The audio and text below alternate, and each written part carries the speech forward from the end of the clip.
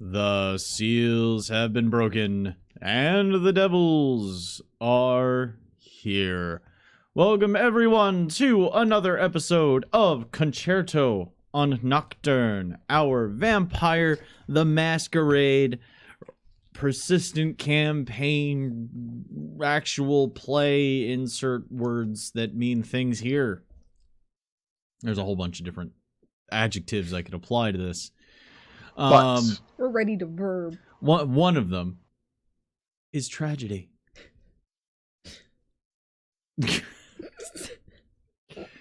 Scampers! So we are going to go ahead and get into our show tonight in short order. But first, we do announcements. That's it. Let's get into the show. Tonight's episode of Concerto on Nocturne, entitled Torches by Moonlight.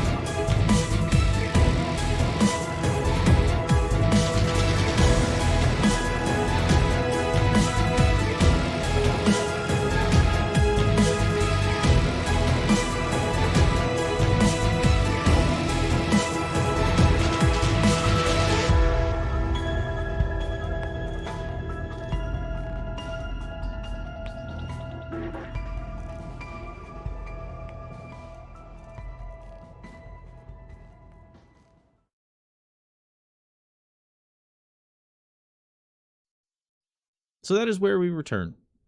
Luke and Delia standing outside on the sidewalk, awkwardly, and Charlie holding on to the roof and peering down at the robed figures as they hold some gathering.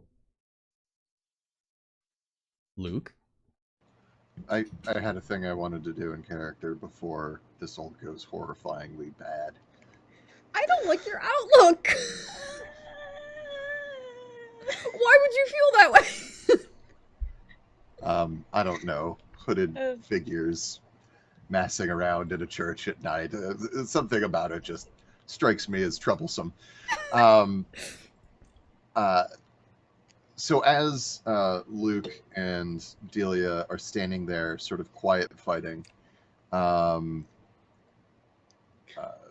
Luke is, or rather I'm just staring off into the middle distance for a moment, and then I'm like looking down at the pavement, and I'm looking up at Delia, and then quickly looking away. If Delia looks anywhere near me, I'm like, kind of like paying attention to, very interesting gravel by my shoe. And then at one point, I look over and say, so he was democratically elected, you say? Oh, sorry, I'm not quite Lukey enough. He was democratically elected? Yes. Yes. Curtis? Yes. Yes, he was.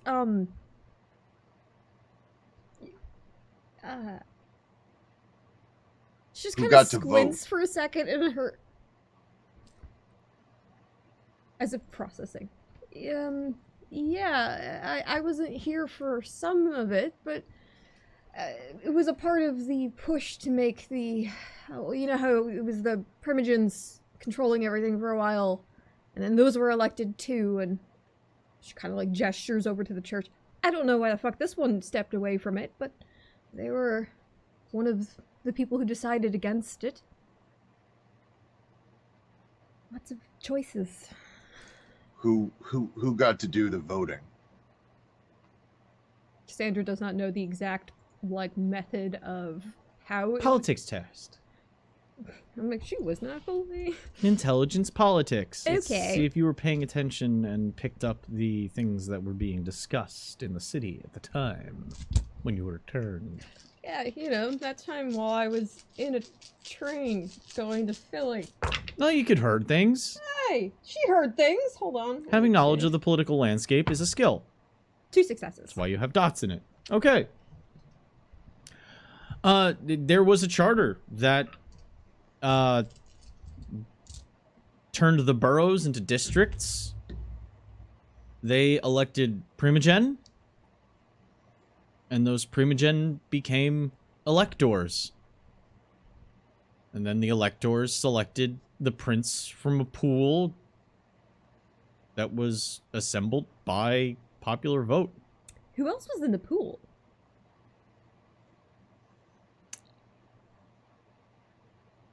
The old sheriff. I thought she was dead. It was called a write-in campaign. Oh!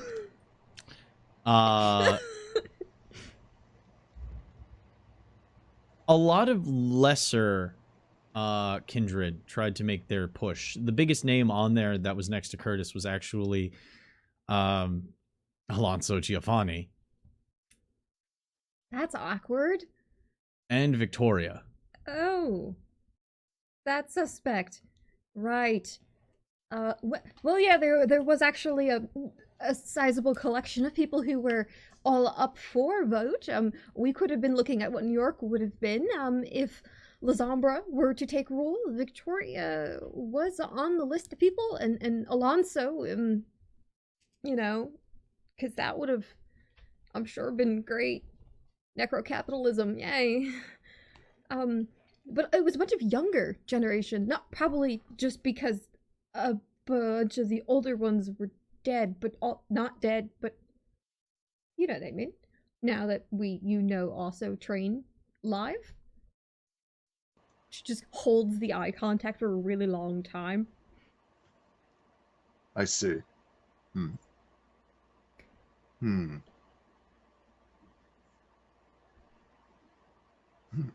Which is kind of why Victoria really creeps me out.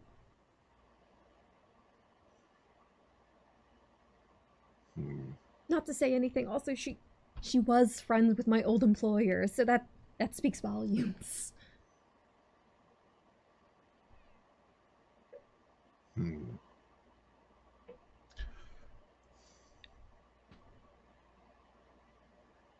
Processing.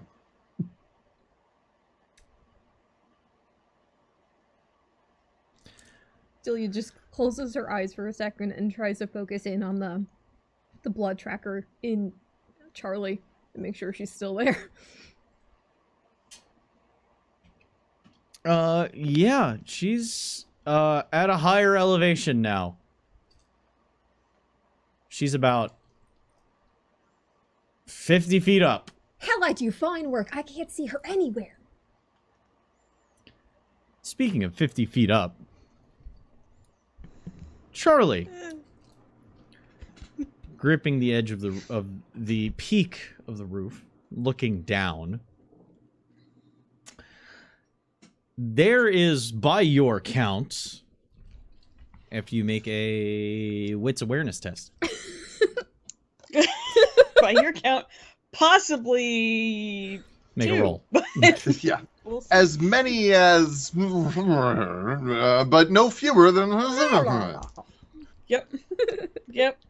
There's more than 2, less than a lot. I got one. Is this troll math now? 1, 2, many, lots? Yep. A pinch. So you got 1? There's Yep. got to be more than 20 people down there.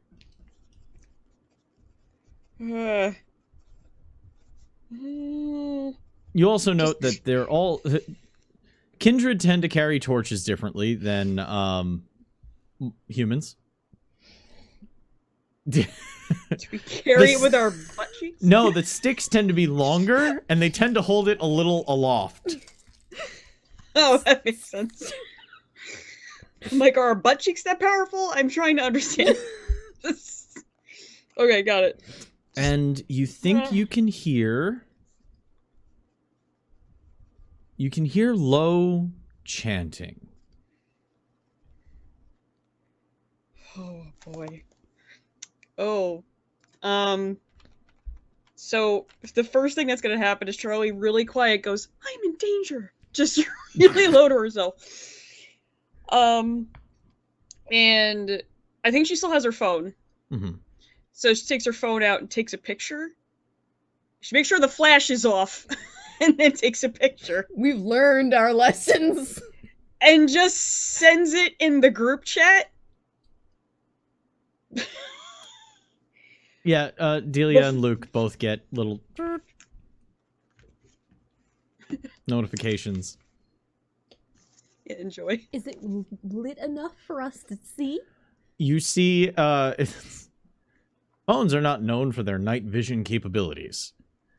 But you do see a array of torches and the sort of architecture of a courtyard from above. You don't get much detail, though. She just keep getting more, where she's like zooming in and like trying to get it to. Why does this suck? Like, Well, I mean, keeps going, and then. Oh. What? No, go ahead. I just turned to Delia. Well, she obviously wouldn't have sent this if she didn't feel threatened by the inky blackness. I mean, they have to be in a good spot to send pictures. You know, when your life's on the line, you don't usually think to message the group chat about it. Unless the house is on fire. I've done that before, but that was vindictive and petty. Do you think she's telling us there's a La Sombra there? Well, how exactly are you going to be able to tell someone's clan? First of all, by looking at it. Second of all... Because of how dark it is, and all the shadows and stuff. It's spooky, but I don't know if I could see anything in these pictures that's going to tell me what's going on. She, like, zooms into it. See if she could, is anyone talking? And she's like, look into the picture a little closer. As Charlie has been taking these shots, one of the robed figures steps forward and ascends a small dais in the center. There seems to be a lectern placed right in front of one of the most gruelingly realistic marble depictions of Christ's crucifixion you have ever seen.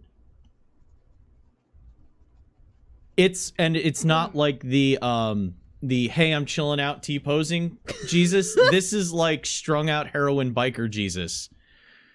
That's like that one. Ribs.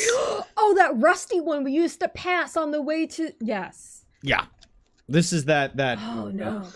that, you know, real messed up looking interpretation of Jesus's last second of life. Oh. I switched to video. Stepping I out. switched to video, and I do heightened senses so I can hear shit. Aha, Oh, heightened senses. Weird. Charlie's going live.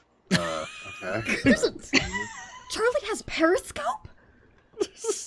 No, Instagram. Oh, Danny's been trying to get me to Periscope. Hold on, let me... Hits the heart button.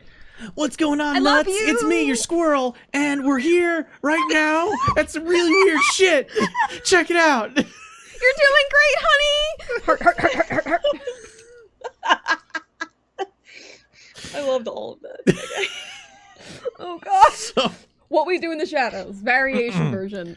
Alternative universe. that was the alternative universe of What We Do in the Shadows moment. Now we're back to the real thing. Bat! Bat! You could make the cursed hat.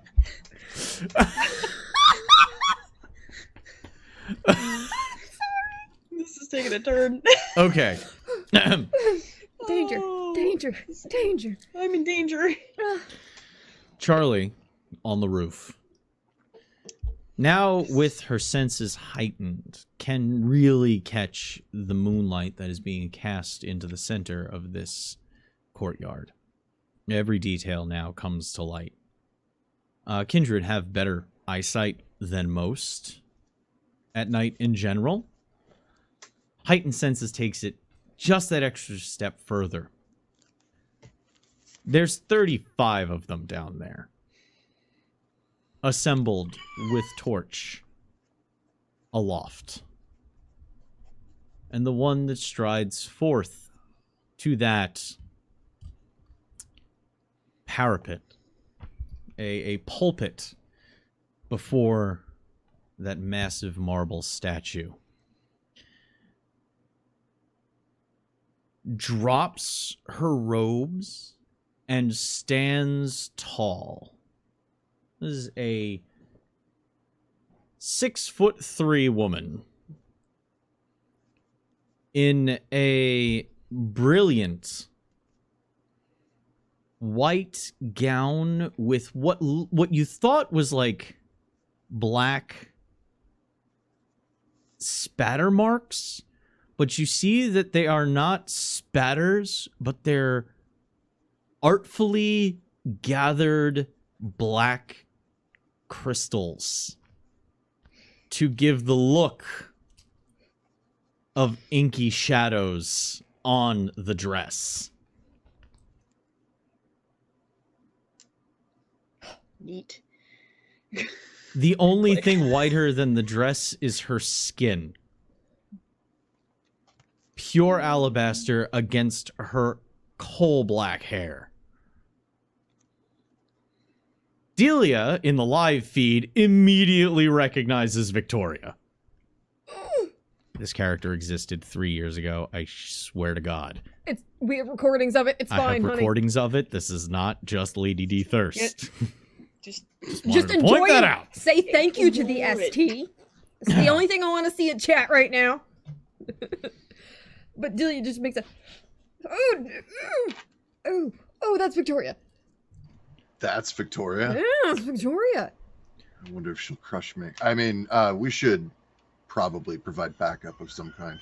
I think it's fine to watch, but maybe if we figure out roughly what they're doing, we can then go back to safety and come back. I don't know. Now, mind you, you realize that her hair is being held underneath. It is spilling down, but it is underneath a habit. Like she let her hair out of a nun's habit so that it kind of cascades down to her chest. This was all you nun fetishes.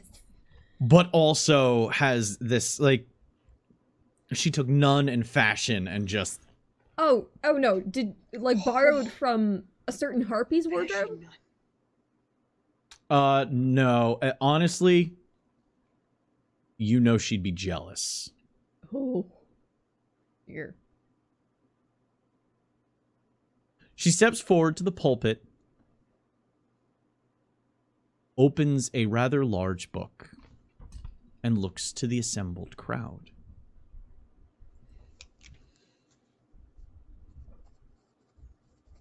"The Lord be with you," she says. The assembly returns, "and also with you." A reading now from the Holy Gospel according to Matthew. You had a question, Zed? Am I getting Sabbat vibes off this? You've seen some Sabbat mimicry of this kind of gathering. But it's your only frame of reference. Okay. Considering Luke's background, it's probably his only frame of reference for this kind of gathering. I mean, I was raised by nuns, but like they didn't let us. Into Oh, the well, real yeah, thing. then you've been to a mass. Yeah. Compulsory, many of them, but yeah. Okay. The assembly responds, "Glory to you, O Lord," in lowered, hushed voices as they all bow their heads.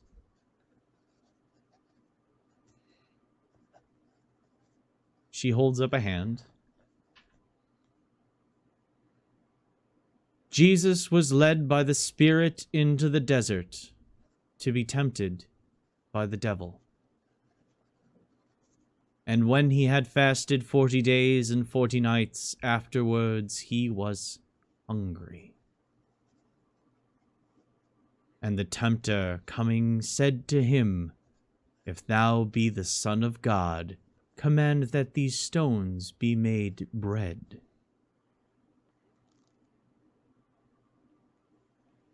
Jesus answered and said, It is written, Not in bread alone doth man live, but in every word that proceedeth from the mouth of God.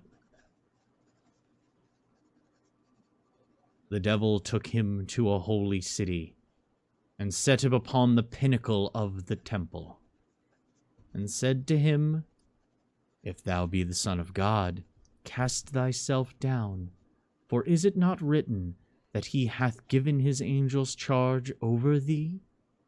And in their hands shall bear thee up, lest perhaps thou dash thy foot against a stone.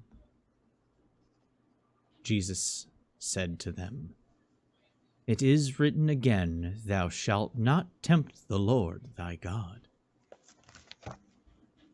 Again the devil took him up into the very high mountain, and shewed him all the kingdoms of the world, and the glory of them, and said to him, All these will I give to thee, if falling down thou wilt adore me. Jesus saith to him, Begone, Satan, for it is written, The Lord thy God shalt thou adore, and him only shalt thou serve. And then the devil left him. And behold, angels came and attended to him. The Gospel of the Lord. And the assembly returns. Praise to you, Lord, Jesu Christi. She closes the book, looks up, and says, All of you have heard these words many, many times. You have read them yourselves. It is these words that we bind ourselves to our purpose. God is not to be tested,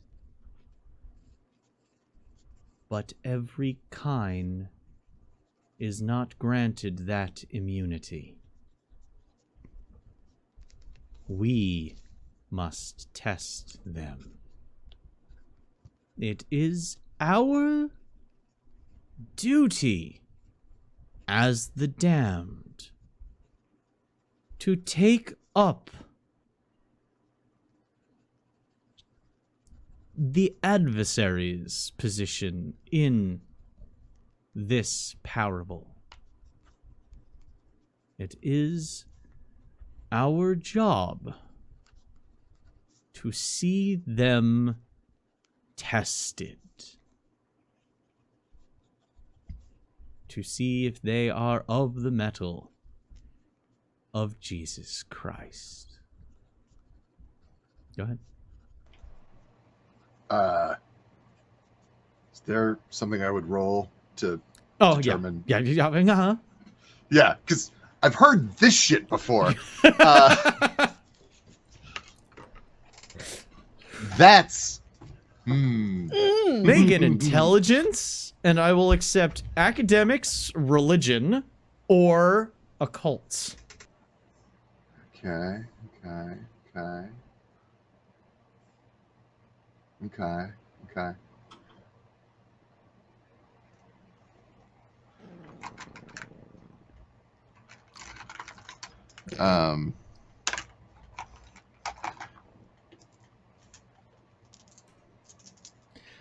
By the way, I am a recovering Catholic myself. I was an altar server for many years. This is digging deep for me. Two Connery, could Charlie also roll? Because I'm sure, being where she's from, she's probably been to Yeah. 1 or 2 I'll allow you to thousand make the roll. services. Specifically, it's intelligence with either Okay. academics, religion, or occults. Did Delia roll? Oh, I didn't know if I could. You can. Okay. I'll give it a whirl. For Luke, this specifically rings of the Path of Cathari. An old, actually road brought forth from the Dark Ages, carried into the present by the La Sombra. Delia got 4. Mm-hmm. Charlie got 1. Charlie got 1. Yeah. Charlie has not like a kindred frame of reference. Mm-hmm. But she has a church frame of reference. And this is definitely a twist on the old keep your faith in God lines. The homilies that followed this reading usually involved, trusting God. Don't test that faith. There's no reason to. God is there to be with you. The tempters will lead you astray with gifts and glory, and stay true to God. That whole keep the faith. This is a different swap, and now it's definitely more of a. How would the damned, somebody who believes themselves to be cursed in the eyes of God, view this passage? And as I pointed out before, this is more of somebody who believes that they should take up the role of Satan in that story. They are not aligning themselves with Satan, but they are testing those who are to be faithful. The purpose of the dam is to test the faith. And maybe if they're the best kind of damned, they might have salvation in the end. We were just talking about how this is my favorite path of enlightenment, like, I don't know, a month ago. Anyway, I'm super excited about this shit. Delia, though, knows about the road. The road of Cathari. Knows that the La Sombra used it as their way to kind of interact with the church on a legitimate level. Like, the actual church knows of their existence and approves of it in certain cases by allowing them to function in this way.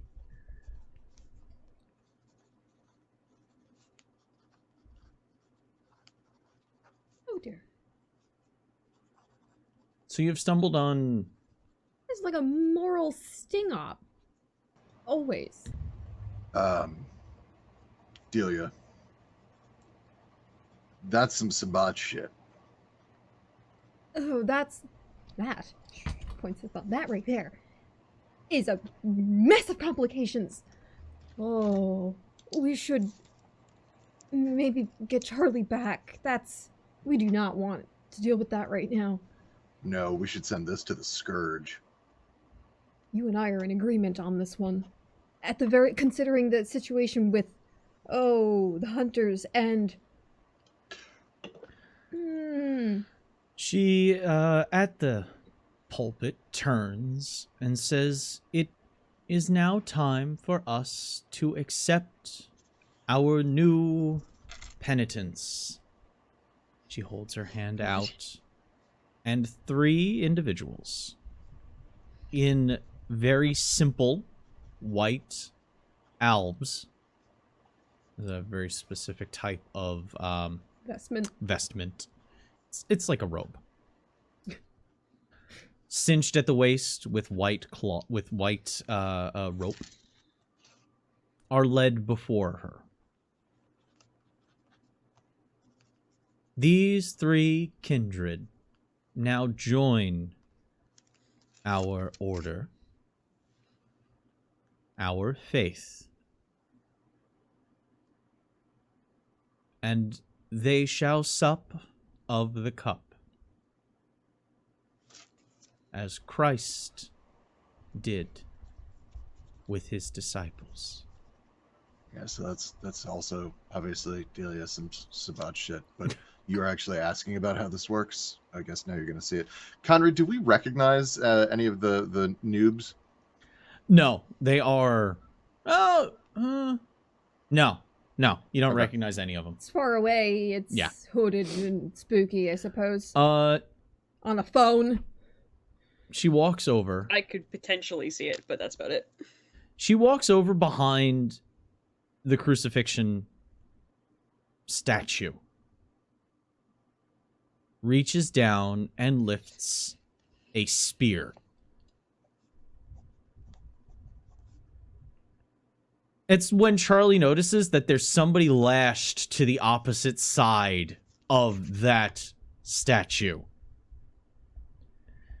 And obscured to all, but in such a way that it looks as though she is reaching up to thrust it into Christ's side. She stabs into the person on the opposite side of the cross, and then lifts the cup, holding it underneath the open wound. Blood pours down the stalk of this crucifix, dripping over the base. She holds it down in front of her, freshly filled. Charlie can hear the gasps of the one crucified to the other side. Now, a lot of people think that crucifixion is all about the nails and you bleed out. No. It's suffocation. You can't breathe. Your lungs can't work. And the longer and longer you are held up in that position, the more your body can't hold itself up, and you choke on your own body weight. Charlie hears that choking and suffering from the other side of the cross as she walks forward and allows each of the new penitent to drink from the cup. She then holds it aloft and splashes it across all of their faces. By the way, Conry, I Yeah. apologize. If I didn't make this clear before, I hit record at some point a while ago. You're storing this? Fuck yes. Oh yes.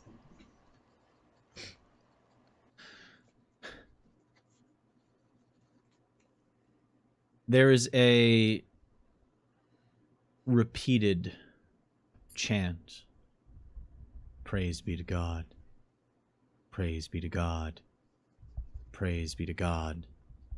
That continues as the group in unison begins to file out of the courtyard. Victoria and the penitent at the lead, moving deeper into the monastery. Torches being doused in a large cauldron of water at the edge of the garden, just as they reach the overhang.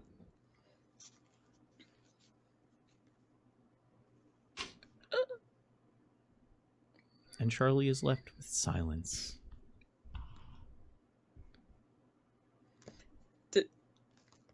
Did I get to see them physically go inside? You saw them go under the overhang. You don't know if they went inside. Okay. Can I hear anybody walking around still, or is it just really just silence and that's it? The chanting was all that you heard as they made their way into the building, and you are almost how familiar. Oh no! If anybody would have heard this,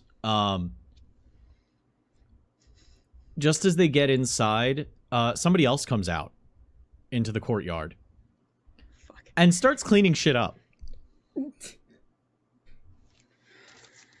You recognize the crumpled old Nosferatu Oh my god.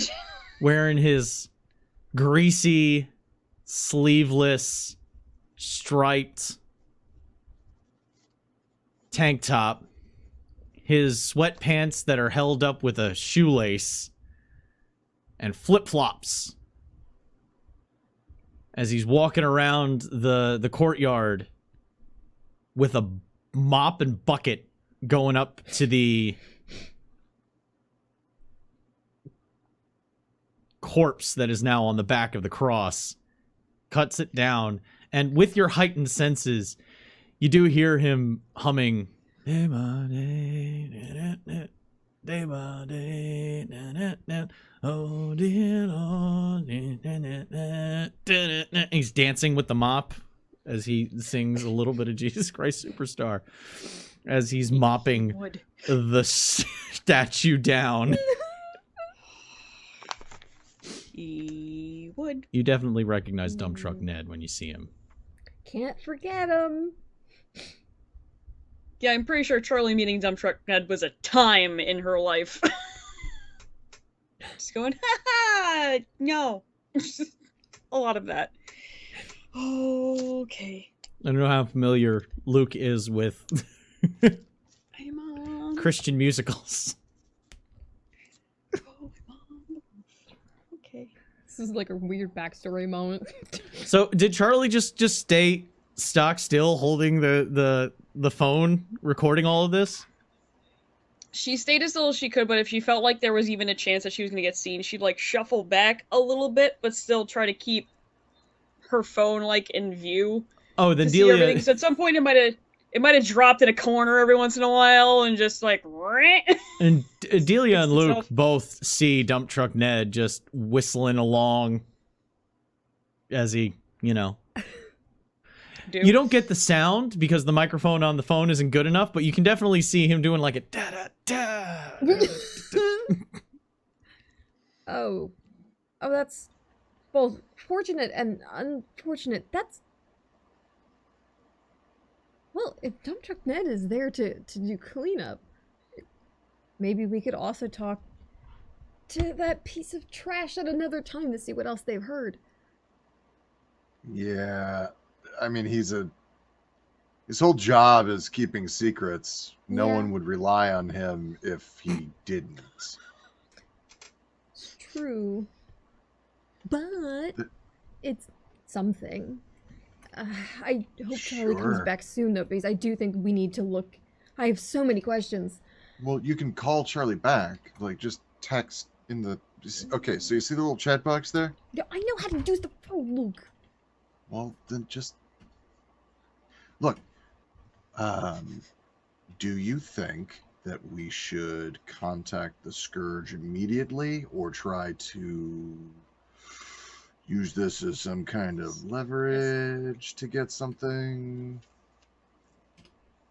I mean, as much as I value the thought, I think we should at least look into and figure out what it is we all looked at just first.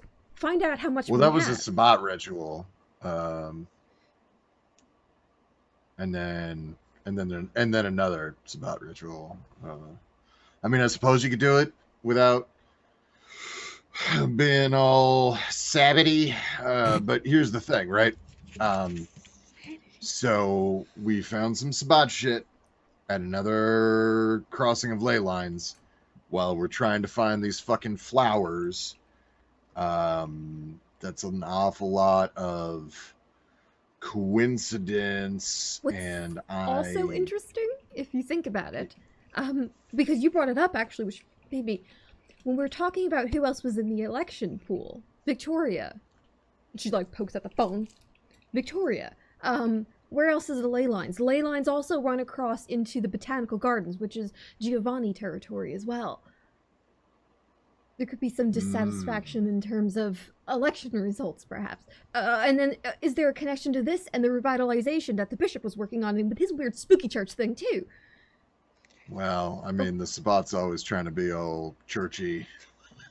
But that seemed, I don't know, different. Yeah, this felt like true believers, not just some huckster. Julia's gonna text into the group chat, Charlie, come back quietly, safely, whenever you think it's okay. Skibbity. Charlie in her head is just like, what, you think I was gonna have a parade on the way out? Like, of course, be quiet. She actually keeps her phone going, but puts it in her pocket. So you guys can track what she's doing. So we don't watch your in case something pocket? goes awry. Well, she'd have it so the camera's sticking out of it because her pockets are going to be that deep. Oh, that's sad. Lady because... pants. Yeah, lady pants. Oh, yeah. That's the real world of darkness there. So how is Yes. how is Charlie making her exit? Oh, God. As quickly as she can. Screaming internally as she does it. So she's gonna want to make sure that the coast is as clear as possible. She's like, I'm pretty sure I can handle Ned if I have to. I'm not worried about him. It's all those other people. Ned'll handle you. I want to. So yeah. So she's gonna stay kind of like closer to the edge and go like. Did they go in the same direction she came from, or did they go a different way? No, they went south. Whereas you and the coterie came in from the north. Along that property. Good. Alright. Then Charlie's just gonna try to head back the way she came. But she's gonna keep an eye out to make sure no one's, like, out and about, didn't just break off and decide, like, yeah, I want to go visit the statues because they're creepy. Wits awareness. I'm scared. You should still be effectively invisible. Question mark? When you're just trying to walk across a room and the GM's like, all right, I'm going to need a roll. Yep. And the... Okay, hold on a second. I want to read... Does heightened senses help me with, like, keeping... Like, figuring out if anybody's around? Yeah, I'm going to take that. I am taking that into account. Oh, yeah. Okay. Clench that butthole. It says I add auspex to it. So should I still do that? Yeah. Or okay. One here. Enough for me to have that. Help. Ooh. Okay. That's nice. Come on. Oh! A reroll became a reroll! 3! Oh, your dice don't hate you today! I put them out in the sun with my Viking Sunstone for a while. Stop. Don't talk about it. So. Don't talk about it. Just accept it and move I was forward. excited because Viking Sunstone was involved. I know, but we don't want to jinx it. So, 3 successes, you say. Mm-hmm. So, Charlie decides to use more of the roof to her advantage. Starts moving down and along, heading north to go back out. It's by sheer chance that she looks right and notices the gun barrel stretching out in front of her line of sight. I need you to make a Dex athletics test. Let's see, I beat you by 1. So just a -1. A Dex Athletics. What, to not get hit in the face? To not walk into this gun barrel. Okay. I wasn't sure. The gun barrel is not pointed at her? Nope. It's literally like right in front of her eye line because she was scanning everywhere. And then as she got to that spot, it's ho! And then Dex Athletics to not run into it. Does Cat's Grace help me limbo under it rather than fucking take it to the face? Cat's Or you still want Grace me to roll? allows you to maintain balance Okay. in situation. So, like, I'm not giving you negatives for being on the roof right now because of Cat's Grace. Okay. I'm just giving you All right. negatives because Got of the it. stealth test that was rolled against your wits awareness. Okay, so it's Oh wait, it's Dex Athletics. did the potions -3. still get counted in? This has nothing to do with Charlie's visibility. I was thinking, oh, the stealth. Okay. The stealth is the stealth of the thing that I rolled against the awareness. Rest Okay. in peace, I loved you. Gotcha. So what did Charlie get? Does gymnastics help? Or no? I'll let gymnastics help. That lets you be all nimbly bimbly. Yay. Why is this the Yay. word? Oh. 3. Charlie does a perfect, like, Matrix limbo duck to slide underneath this gun barrel.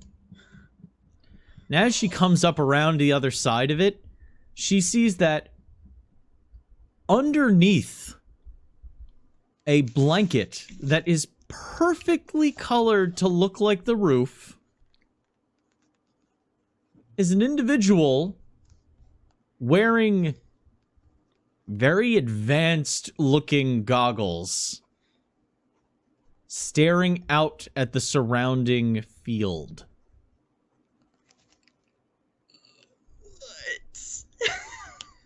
You have stumbled upon one of their spotters. How did I not see any of them on my way in? Oh god, okay. You were focused. Also, obfuscate makes you less noticeable. It doesn't make you more aware. It's fair. It's fair. That's totally fucking fair. First of all, bless this fucking ninja scroll that I made by accident. Okay. So she's gonna do that. She's gonna just like look and see this person under a like roof blanket. Mm-hmm. Just be like, and then just keep moving because the way she was moving before didn't seem to bother this person. As you notice, looking going. about, there are 2 per side Fuck. gazing out.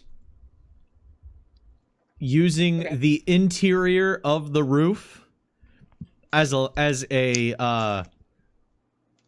point to lie prone on, and then have their rifle pointed out across the top of the roof. Holy shit.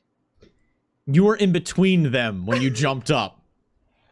They have sharpshooters on a monastery, and I don't know how to feel. Is the president here? I don't understand. Oh, God. Okay. I'm gonna have you make one more Dex Athletics test to see if you can descend without causing too much ruckus and break your obfuscate. I think I know now how I'm going to level Charlie, because I was arguing myself about it. Now I know I need more squirrel. Okay. Oh, God. Is it still with the same negatives or no? Now that you're aware of them, there are no negatives. Oh, okay. Well, run a task group. Got For this. that, Oh, my God. Oh, shit. you Okay. do have a -2 because you're dropping 3 stories. Okay. That's... But you do That's have fair. you do have plenty of potence, and you're a kindred, so dropping 3 stories is very different for you than it is for a normal person. Or, you know what? For me, right? I am so thankful Adelia did not go up there. You can levitate. Oh, a lot of athletics tests. Oh, fuck. Can I have some bonus dice? Is that okay? I personally, yes. How many bonus dice are you using? You can use up to 3. You have 12 in the bank right Please now. use 3. It'd be my Use vote. 3. Zed, Okay. Are they ever watching? Portia, have Zed scream across the house. It's muted, but I think he'd be okay with this choice. It's usually like a, yeah, fuck them, use them. Do it. Doing it. Oh, God. Okay. Okay. Okay.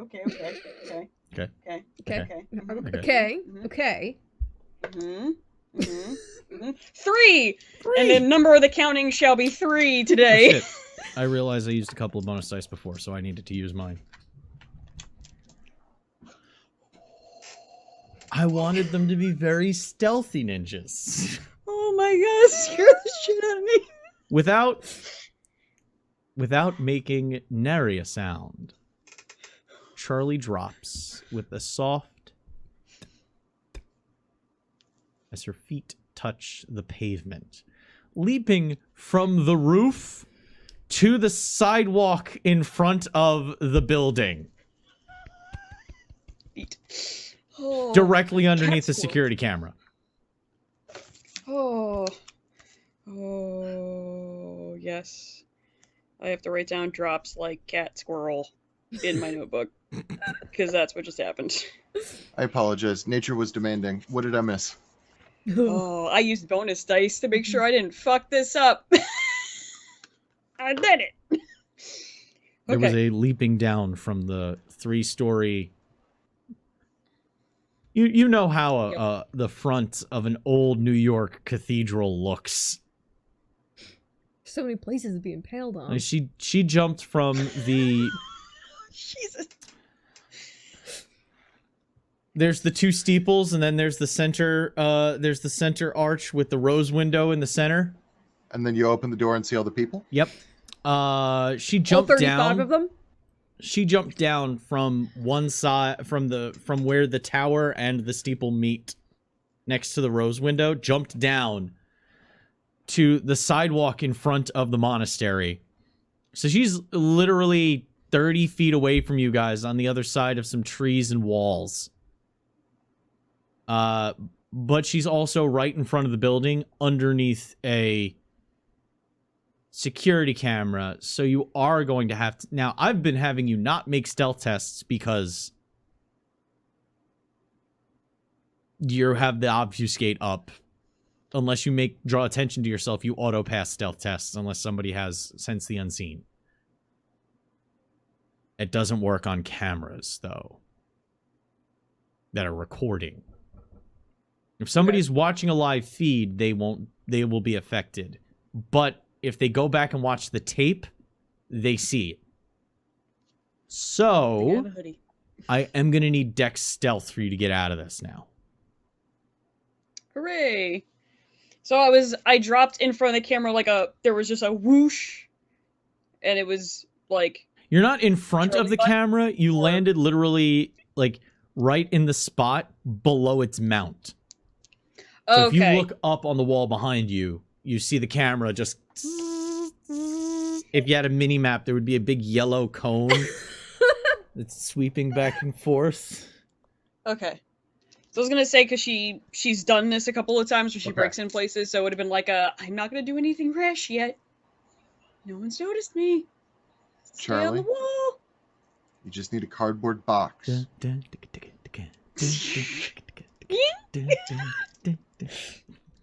Exactly. Okay. Oh, wow. Dex Stealth, you said? My brain mixed up the opening of The Real Adventures of Johnny Quest and Metal Gear Solid music just now. They have similar hits. They have similar rhythms and hits. Shout out to anybody who knows The Real Adventures of Johnny Quest. It's the best theme song ever. All right. Anyway. Let's get that stealth test. I'm gonna rouse. That'd be a fun game to play. You run that with Adventure. Real Adventures of Johnny hungry. Quest. I rolled a 10. You blood surging? You can't tell me that. That's not cool. I did, and I rolled a 10, so I'm not hungry. Do I take any negatives? Or it's just straight? Give him the idea, why don't you? -2. Well, there goes my rouse. Goodbye. But I didn't get less than that, so that's fine. 1. I got 1. 1. You ever see that run when somebody is trying to get away from something, but their feet are moving faster than their upper body because they're spooked? And their legs kind of just take them? Oh, Charlie does... Scooby-Doo? What? Scooby-Doo? Just doing that Hanna-Barbera shit, like... No. It's the idea that, like if something's in the grass, how your legs jump out of the way before your upper body has a chance to respond. Yep. Charlie has that kind of a scoot, and she runs towards guns. The people with guns. Danger Scoot! Danger Scoot! This is some danger scooting, 100%. One day, we now need to make Danger Scoot like a skill in like our homebrew style game. Danger Scoot. How many dots in Danger Scoot specifically? Oh my god. As Charlie is able to do that extra motion, get through the brush, and using her soaring leap, vault over the wall and land not that far away from where Delia and Luke are currently looking like they are hanging out by a street lamp. Over a phone. Over a phone. Charlie just straightens herself up a little bit and then just power walks like a power walking grandma at a mall, just goes right up to them and links arms with him going, okay, we gotta go, and just starts away. Charlie was from in the monastery. effects of obfuscate just up into the moment where she grabs both of you by the arms to link up. So just nothing, and then all of a sudden, Charlie! Oh, good. Hi. God, I'm so happy I have terrible reflexes. I would have panic punched you. I just clenched, though. Don't Okay, do so that. we saw that. Charlie, are you okay? Just keep going. Just keep going until Yeah, we're out of sight of the freaking monastery I don't think and the anyone people can- with the guns. Gun. Let's go. Okay, let's go. Tell us about I these don't think wonderful anyone guns can as we stop go. you Where are we from going? going. Nope, not right now. Not a goddamn thing. Except maybe a train. Let's go. As soon as they're, like, out of view of the monastery, Charlie's just gonna stop and just heave a giant sigh and just slip out of the hoodie and go, this was super useful. Yes, I'm sure it helped and not at all the weird distillation of... She folds the hoodie up tidily, rolls it, and then slides it into her useful purse. because of the cameras and stuff if I was seen, because I might have been, I don't know, but that obfuscate stuff is really, really good, which is why I didn't see the sharpshooters on the roof. Wait, so just people pointed out or pointed in? There are the two sides of the roof. There were two people under, like, roof quilts, I don't know, and they were Roof hiding quilts? there with rifles and goggles, and they were there, and I popped up between them and didn't even notice them because I was a little distracted by the cults going on, and just... But they didn't see me! When you say roof quilt, you mean camouflage? It was like a blanket that looked like the roof. Yeah. Okay. All right. Roof quilt, yes. Just like Grandma used to make. Roof quilt. Just... Okay.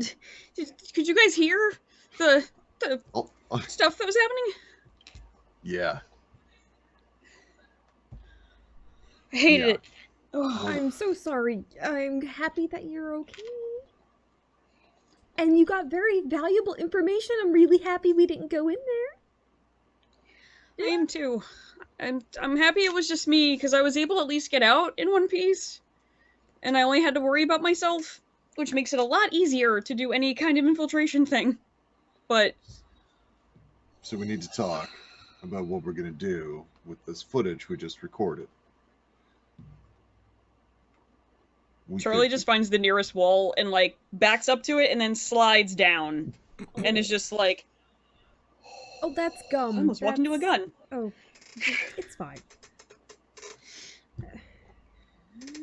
For example, we could tattle and get them spanked. Or we could, say, involve Danny so that, you know, copies are a thing, maybe with some sort of a, like a dead drop, or not dead drop, but okay. Here's the full scenario, right? So we send Danny this shit, and we tell Danny if we don't contact them, you know, every, let's say, 30 minutes, then they got to send this stuff over to the Prince and the Scourge and whoever else, right? And then we go in and we try to talk to what's-it-fuck who's doing this shit, and we make it clear, like, hey, you don't want to kill us because we got this thing that'll blow your cover, and we're not here to do the whole exterminate you thing. We just have some questions and maybe want a flower or two.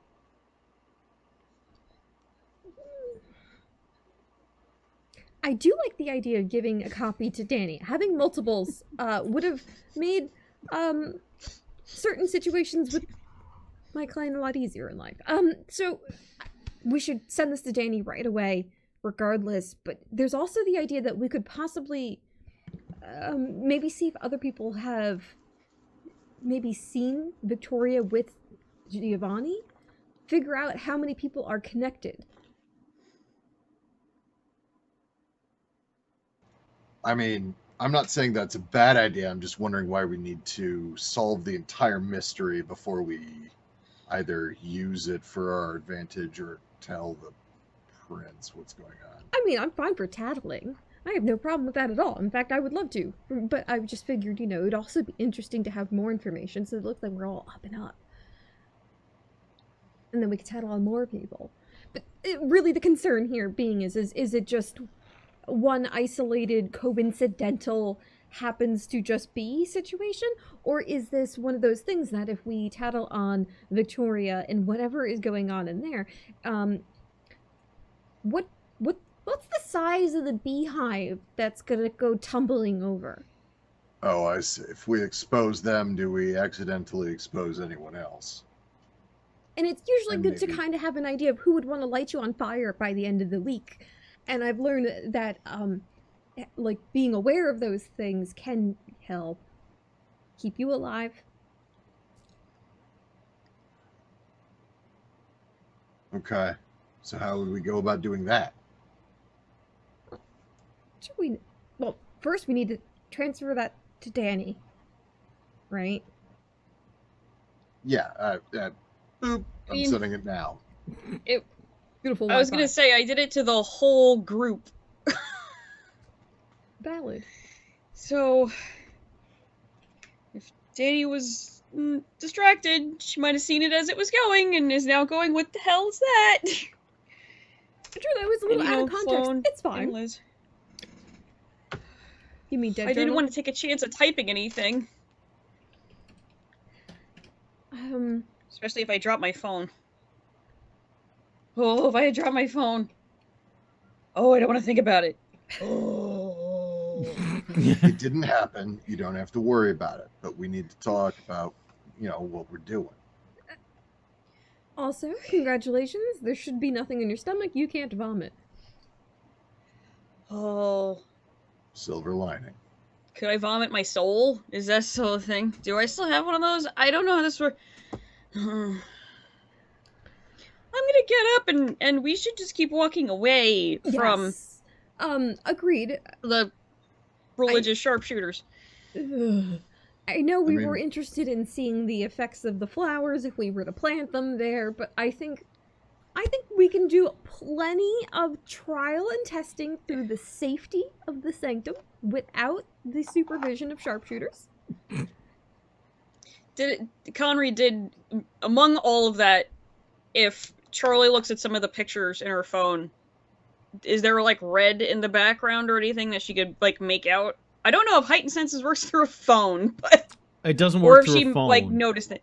Or And she you didn't noticed really. anything while she was on I the had you roll wits awareness to gather what you would see while you were there, and you didn't really roll high enough to start picking out what kind of flower arrangements were in the center of the courtyard.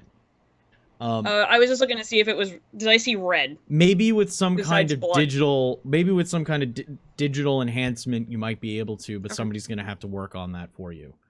Okay. And I will allow you guys to walk and talk as you prep to decide where you're going to go next. I have to use the restroom very quickly. I mean, Luke, you asked at one point, why would Victoria ever give up a position when everyone was being elected to the Bronx and everything? Obviously, they have plans for something, and I'm wondering how collaborative those plans are. Right? Well, and it sounds like she's been keeping a comparatively low profile after that election, right? I wish I knew how badly she lost. It's interesting that the two other people that were in that election, Alonso Giovanni and then Victoria, are both two people who had the territory where these flowers could be imbued with resonance. Isn't Victoria the one who has some other guy Siegbert, yes. who's a Lasombra? No, One we- Victoria's the The one we Lasombra. talked to? Siegbert was the Right, venturer right. who was working with Lucas Leonhardt. So, So she Siegbert might Ooh, sorry. What? she might have some of the information then that we need. What's interesting is if Victoria has access to Siegbert, Victoria should be Siegbert should be bonded to both Victoria, which would give her access to the information Siegbert was working on with Lucas. Oh, that's bad. Oh no. Oh, I had another thought, but then I got stuck at this one. I will say that if those flowers are going to be growing anywhere and picking anything up, and an altar where there's like a sacrifice would definitely be one. You said also that this is Sabbat, like ritualistic style, even though like what the bishop was doing, it's all a little different. It's more Yeah, this one's more real. Okay, so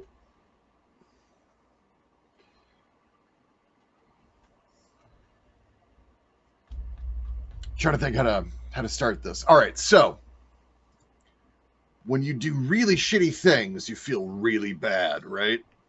moral compass. Mm-hmm. Yeah. And it like makes you feel like your soul is burning a little, right? Like if you say, I don't know, drink a mortal to death. Charlie is shrinking every time Luke adds to this. Just a little bit. So yeah. So Yeah. say you're an up-and-coming Sabbat member who wants to do all kinds of evil shit all the time. Well, you can either just let your soul burn, or you can change your mode of thinking. You're trying to facilitate a sociopathic, like, mental process? Yeah, basically you train yourself into altering your fundamental moral viewpoint. Okay, I mean, any kind of exposure to an environment where that becomes commonplace is going to happen. Think about just, people who have a weird collection of friends that all do terrible things together. The more you do that thing, the easier it becomes, even without it being subjective and saying terrible. We drink the blood of the living. It was very weird, day one. But it's common, so we're okay with it. They're trying to make that happen faster? They're trying to become immune to morals. They're trying to make it so that they can kill and steal and lie and cheat and do all sorts of despicable shit. They erase their It's- humanity. Yeah. So they're just soldiers then. Why? No. So what Victoria was doing, that's a path. It's like a substitution for the worldview that we three maintain. Really old ones do it sometimes too. So what's going on is she's training a whole group of people in this doctrine, in this belief.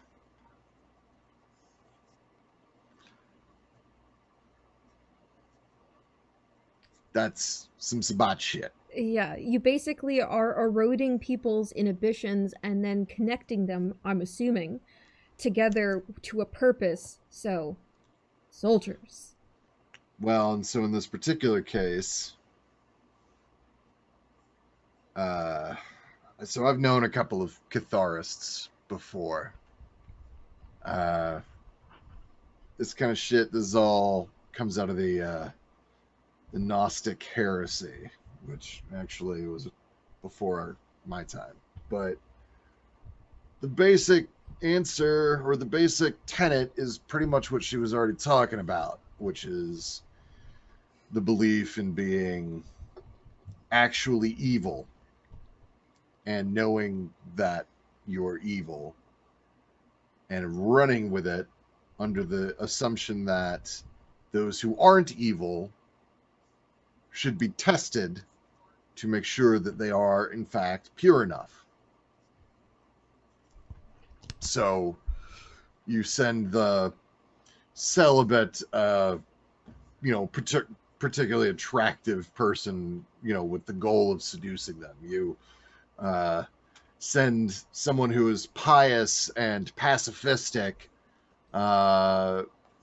into a situation in which, they might need to raise fists to survive. What's The idea, and I'm just kind of going off of my successful politics role from earlier. So the idea is that at the end of the world, when Ragnarok or the apocalypse or whatever happens, the only people left on the good side will have been tested and found to be good enough to deserve their spot there. this is ridiculously pretentious. I mean, how many old vampires have you ever met that weren't? A very valid counterpoint. I wonder, so like with everything being so ethically driven with this, I wonder how consenting Siegbert is, or if the blood bond makes it in a moot point, because Siegbert's the child of the former prince, Michaela, no, something with an M, Cassandra doesn't remember, Delia would, who was offed during the Battle of 99. I don't know how chummy with the Sabat Siegbert would be if given the chance. Helena. Something with it. Prince Michaela is what was written down. I mean, Helena, sometimes Michaela, Helena, something, maybe. sometimes these points of view get out past the Sabat. Like I said, really old ones sometimes use them because Set dressing. they can feel the beast clawing at them. So You know what happens when we, lose all of our connection to humanity, right? Yes, intimately. Right. But if you're old enough, this might come up a lot more than if you're like our age or Charlie's age. wonder if this, I mean, from what you're explaining, you're suggesting that they're doing this as a way to avoid the confrontation with the beasts, that element of themselves. Is that also a way to try and avoid what's happening with the beckoning? Which is also a forceful presence of the beast. If that's something similar, I don't know. I don't know. I don't know enough about how that one worked. All right. So many questions.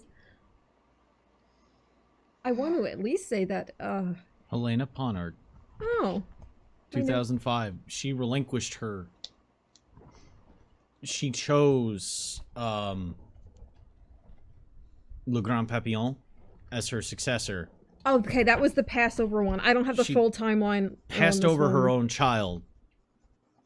She stepped down, passed over the princeship to a Toreador. I'm sure that went over well.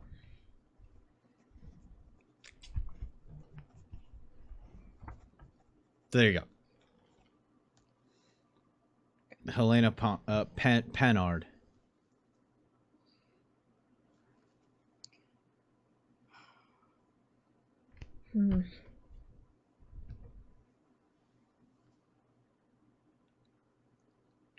Well, they're clearly if they're using these flowers, they're using them clearly to bind people, right? Because if you're trying to create this collection of people who have no apprehensions about moral quandaries, you do want to be able to still control them, and that would be through a bond of some kind, right?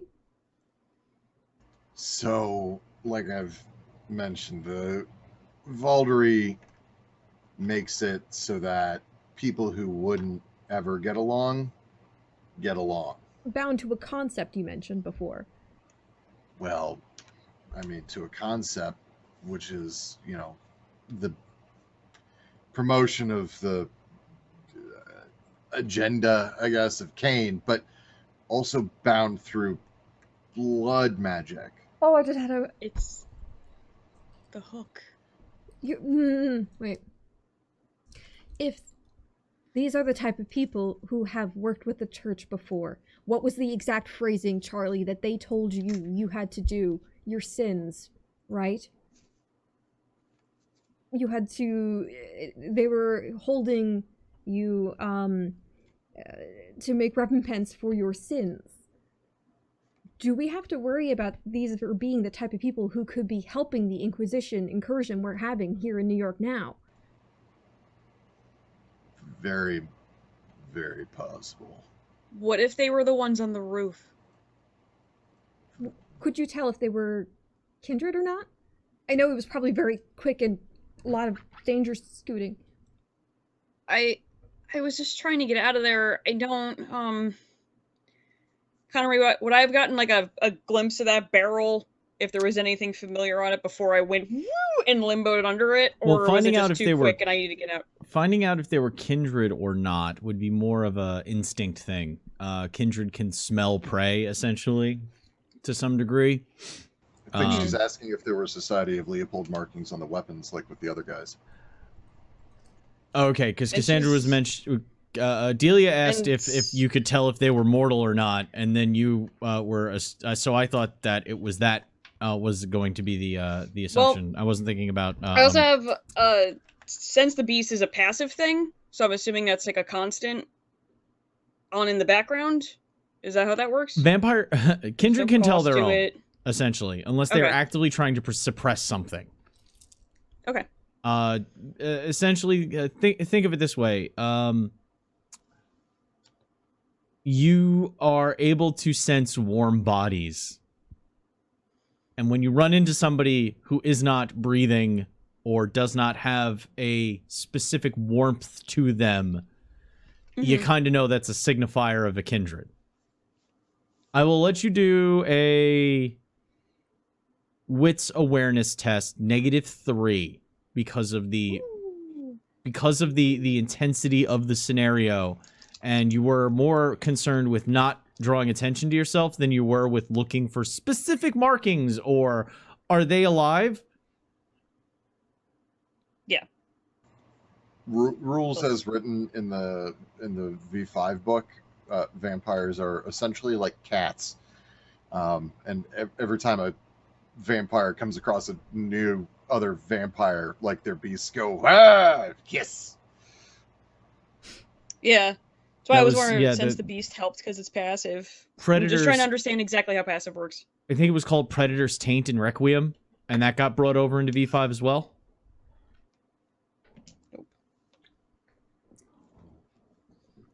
I had 1 dice.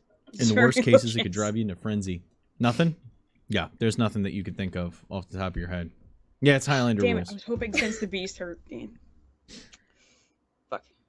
So yeah, in the panic of not running into the thing and keeping yourself as hidden as possible, you didn't take in enough details about them beyond that is a sniper person hiding underneath a blanket Yep.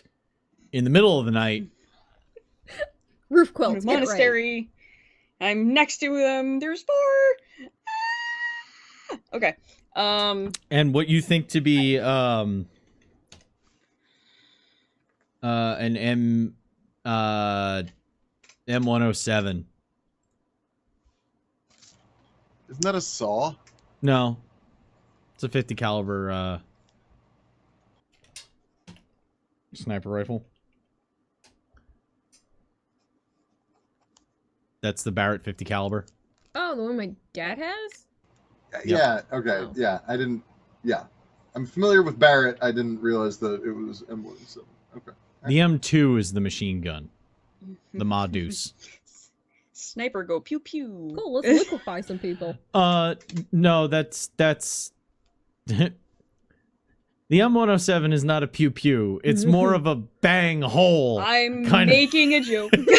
Because this is how much I know, because I play the games with the sniper rifles, but I don't remember what any of them are called. I'm like, that looks even cooler than the one I have. I'm going to drop this, take that, and shoot that guy. Yeah, it's Yeah.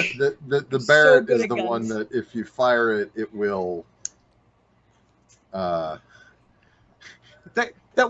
would raise some hackles. Point- It is noticeable. point of order. It is a anti-material rifle, not a anti-personnel rifle. You're supposed to shoot it at engine blocks to stop cars.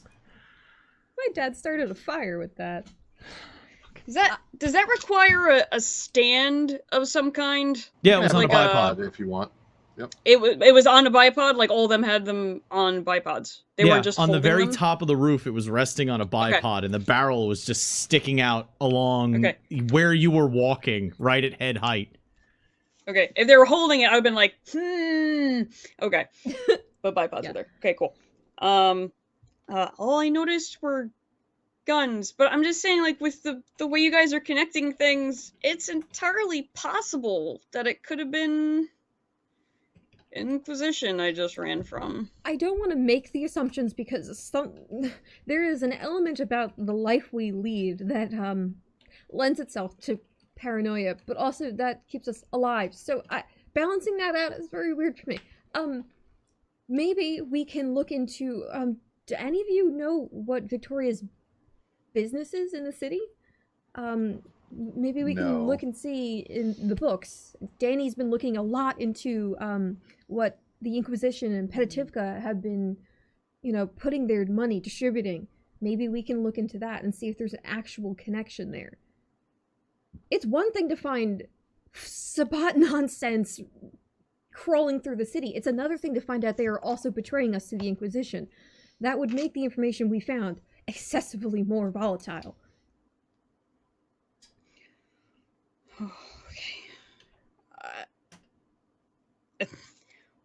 Would Charlie know anything about Victoria? Like, period? We're wondering if she has any, businesses in the city, things that we financially could have Danny see if there's ties.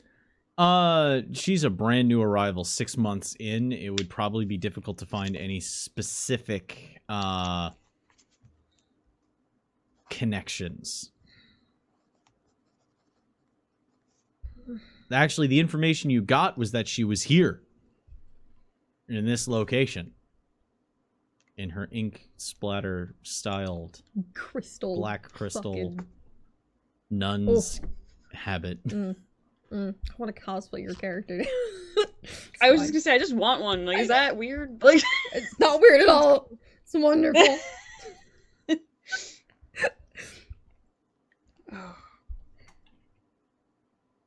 Didn't you say she's only been here for a little while? Yes, very recently, so only a few months. Just got here right about when I had to skedaddle. But I knew that she'd been eyeing New York a few months before that. Was interested originally in a lot of the upward motion that was happening at the time, but I'd never had any interactions with her personally. Where was she before this? Chicago. Oh. Damn. Okay. Oh, yes, no, I don't It's think like- she would be able to survive in the rural sticks of PA. Well, like I said, I went to Elysium's in New Jersey. That's why I was like, well, maybe I heard something, but if she wasn't there, I don't know if I would have heard anything. Connery, would Charlie have heard anything about Victoria and New Jersey Elysiums? Like, rumors? Absolutely not. Maybe if there was rumblings about Chicago. Okay. Yeah, we talked about how much we miss pork roll, egg, and cheese. That's probably about it. If only I could eat. Oh. Pork roll, Sometimes I cheese, take a salt, pepper, cheese that ketchup. day. One word.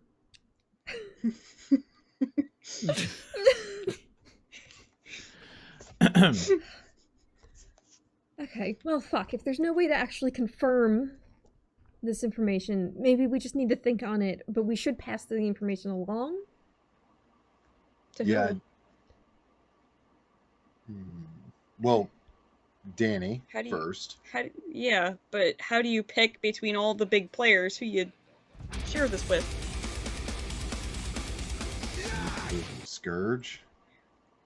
The one you scooped?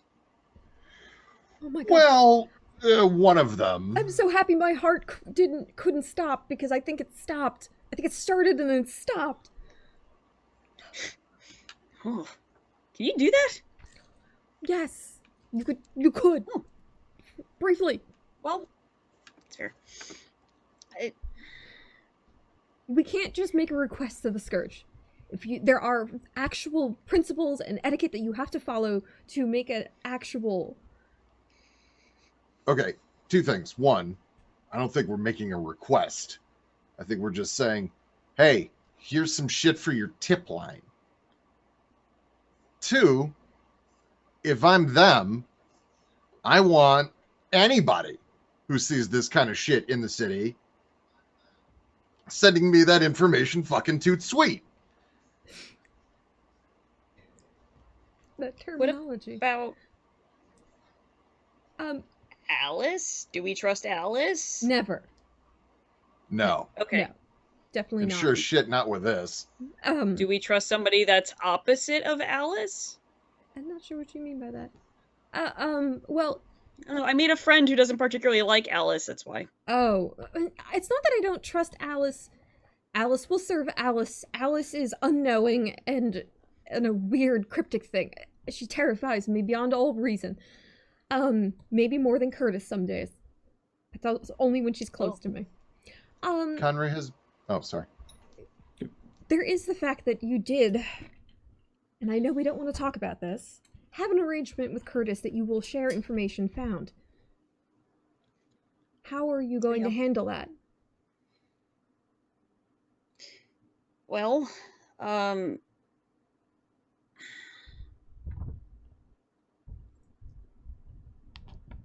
basically, I kind of figure at this point, as long as I share something, I'm doing my job.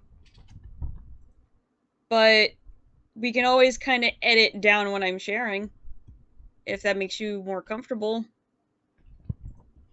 Well, that's a matter between you and Luke, honestly. I think I've made myself perfectly clear in saying I want to see the New York Curtis is building, and I have no particular need to hide anything from him. Honestly, he'll probably figure it out in the end anyway, and I would like to build some form of trust. But there is a point we could also look into the sheriff. I think the sheriff currently, while not especially sociable, was very socially neutral, from what I remember. Oh. So I'd just like to cut in real fast, if you don't mind.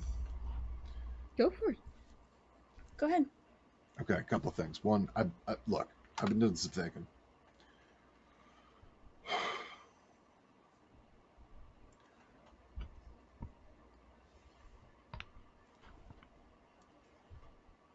I can admit that I overreacted if you can admit that I have a right to be upset in the first place.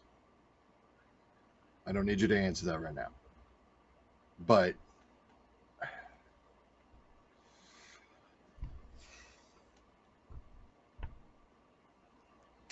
I put a lot.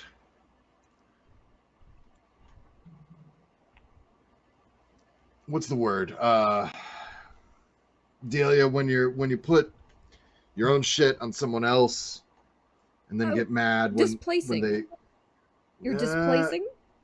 No, it's Projecting? Yes. I was doing a lot of that. Mostly with you, Charlie. I realized I kind of needed you to be like a couple of people I used to know, and that's not fair. So,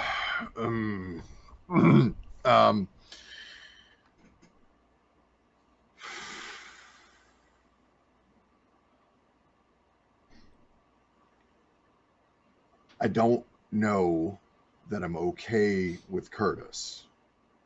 I would like to talk to Curtis one-on-one, which is something that you've both done. I have not. So the both of you have a different view of this guy than I do. I've only seen his outward bullshittery.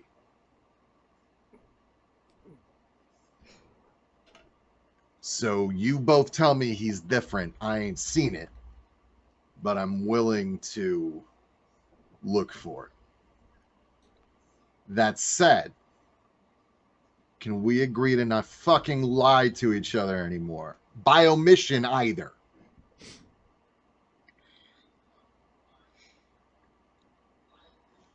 I told Delia this before you had left. But if it made you feel better and safer, you can check my phone before I send stuff to Curtis. Because I have to keep doing that. I don't really have a choice, but I'll tell you what I tell him. I need to be able to trust that you'll tell me on your own. If I'm looking over your shoulder all the time, I'm not trusting you. But that's me doing it, handing you my phone. I understand, but I need to be able... I need to take you at face value. I need to be able to take the things that you say to me and believe them. If I'm constantly like trusting but verifying, that's not... Oh, okay. That's not where I need to be.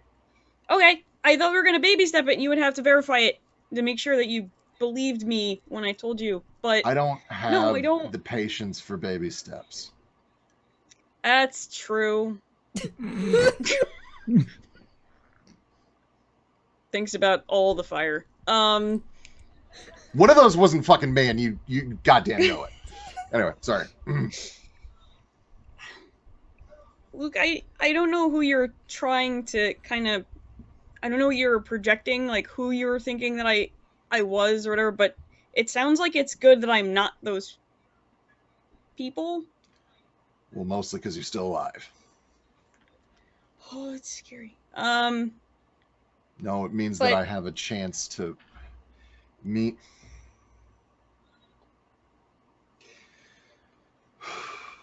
It means I have a chance to not repeat past mistakes.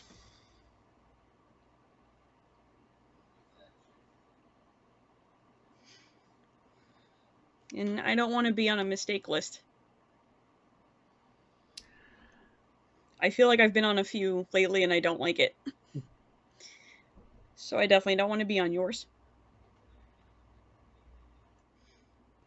Okay, now I'm having a hard time talking anymore, so we can talk about something else. Charlie, like, sidles up to Luke and, like, just presses her arm into his. Doesn't try to, like, go for the full hug or anything, because she knows he freaks out when he was fine. When he was She just fine. She's just greyhounding into Luke's side.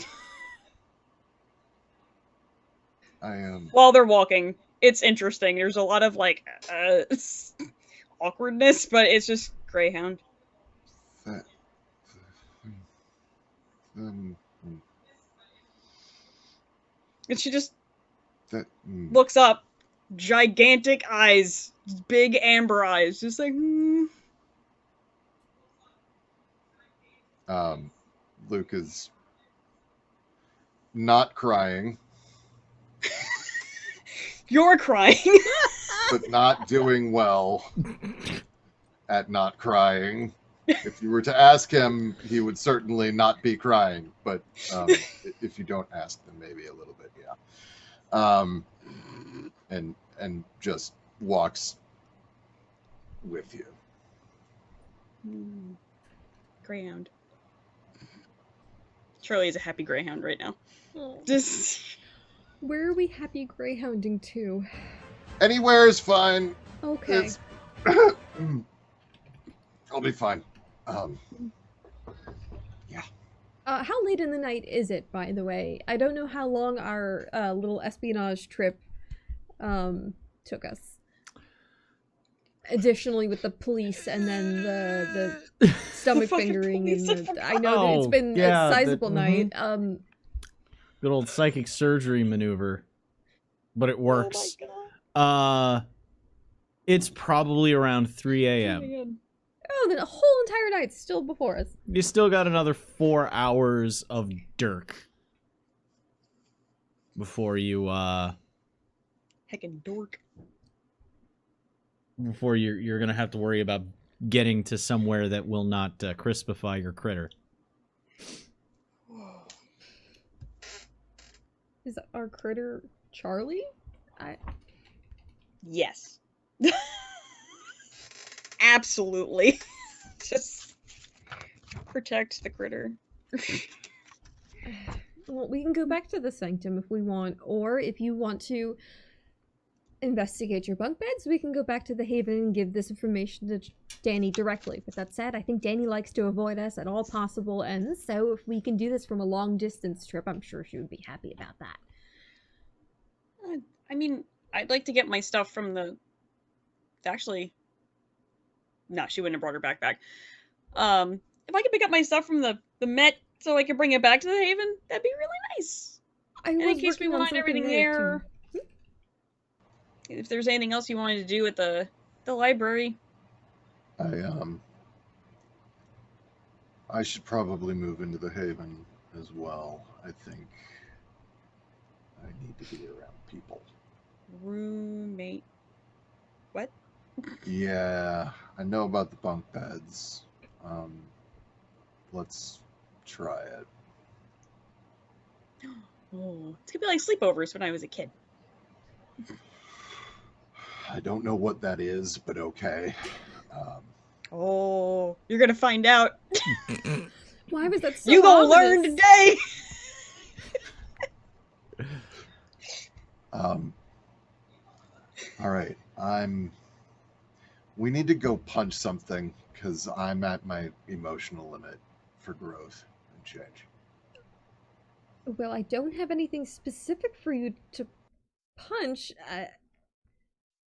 There's a lot of assholes back in that church. I personally, I think that we should send something to either the Prince or the Scourge right now, and then ask them what they want us to do.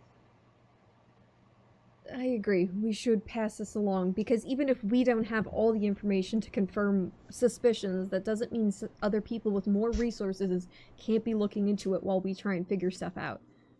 And we can't solve every problem in the city, so let's see if somebody else can. Yeah. Yeah, I think spreading the wealth a little bit, and multitasking with a group is always good. Just divvy everything up. Yeah, this 'Cause we situation. have a lot I right now. What? We have a lot going on right now, just generally. Yeah, and I And feel this like just no.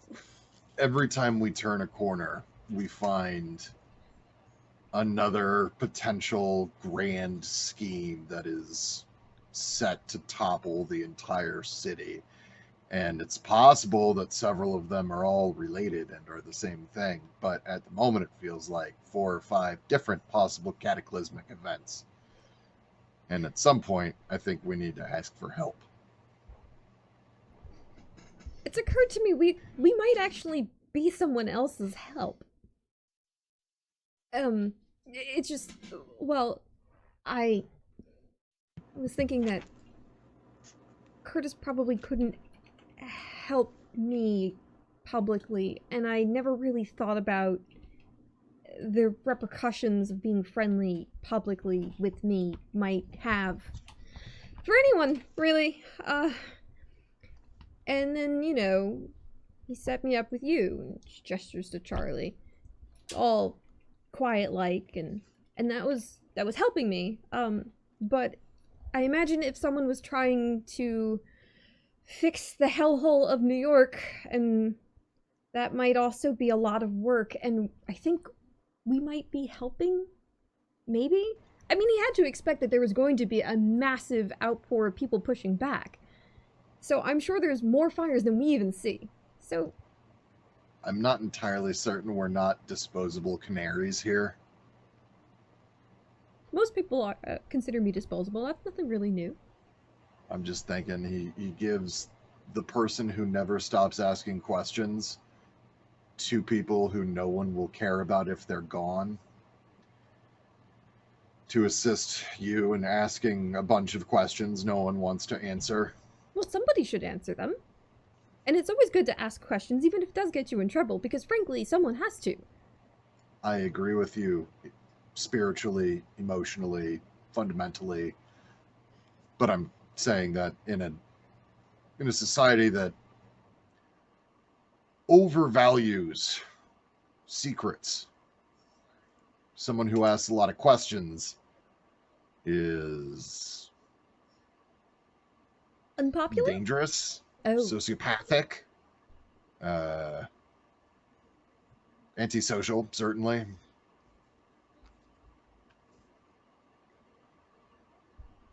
I'm with you.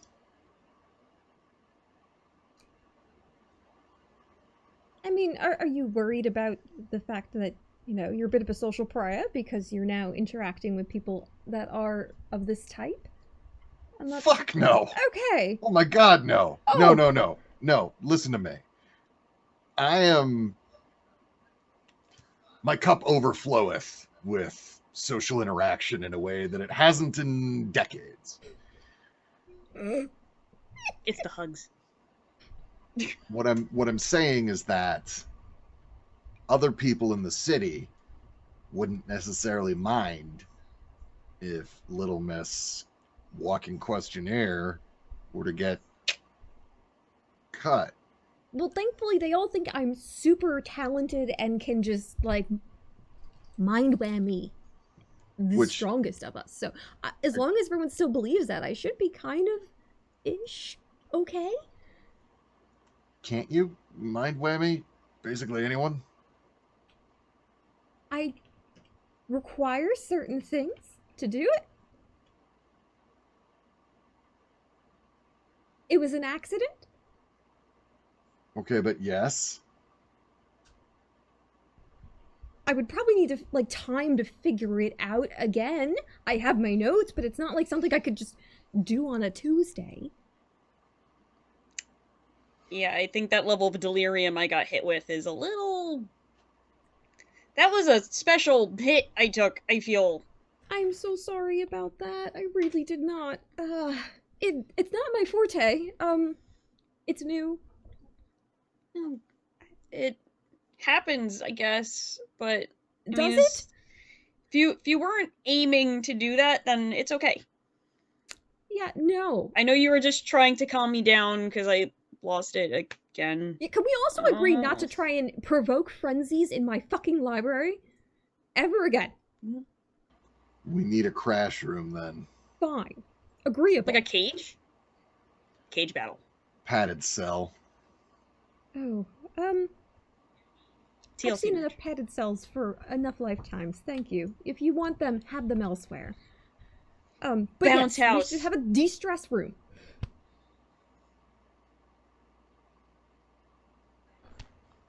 Fighting bounce house. Like, ball pit. So Anyway, where is the sorry, I coterie got going excited. with this? Sanctum. A sanctum. Okay. Yes. Are you walking? Because it's only like a 45-minute walk, tops. We can walk in I text. think walking's a good idea. Yeah, I don't know. That It- last car I like trip to was walk off all scary. the anxious energy. And the only reason it's Sorry. taking that long is because you have to take a little bit of a circuitous route to get into your sanctum by using the sewer system to get into the that back room, and then from the back room down into the basement. yeah, to get down into the By the pizza place. Right? It's across the street from the pizza. yes, there's an access across the street from the pizza place. So as the coterie moves back to their sanctum beneath the research wing of the Metropolitan Museum of Art, we're going to go ahead and take our break. Oh boy. That was nice. I didn't have to do much. Many episodes in a row. I'm not complaining. You're on a mild,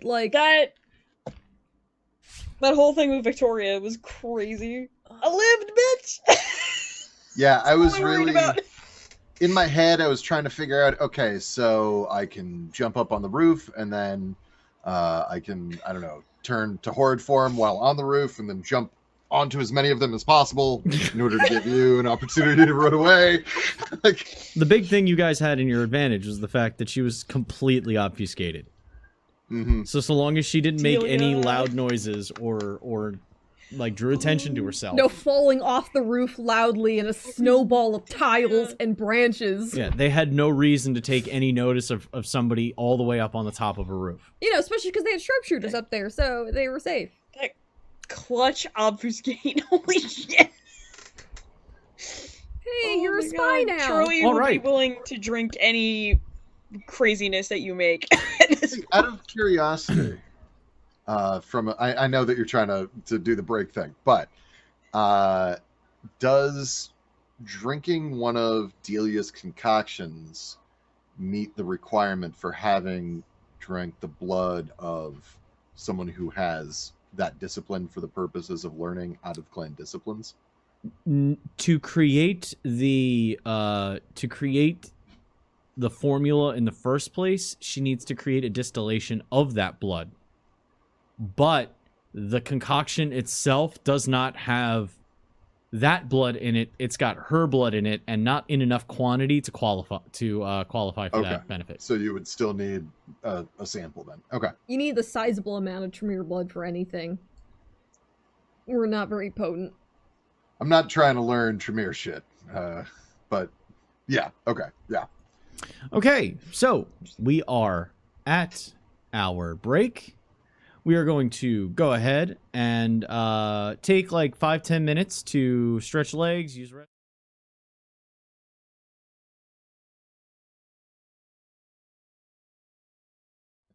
All right, I love so that. That's wonderful. you have returned to the sanctum. Coterie now once more within the confines of their safe, secure library. Well, safe and secure from the outside world. What they do to each other within its walls is another story. I consent to a ball pit.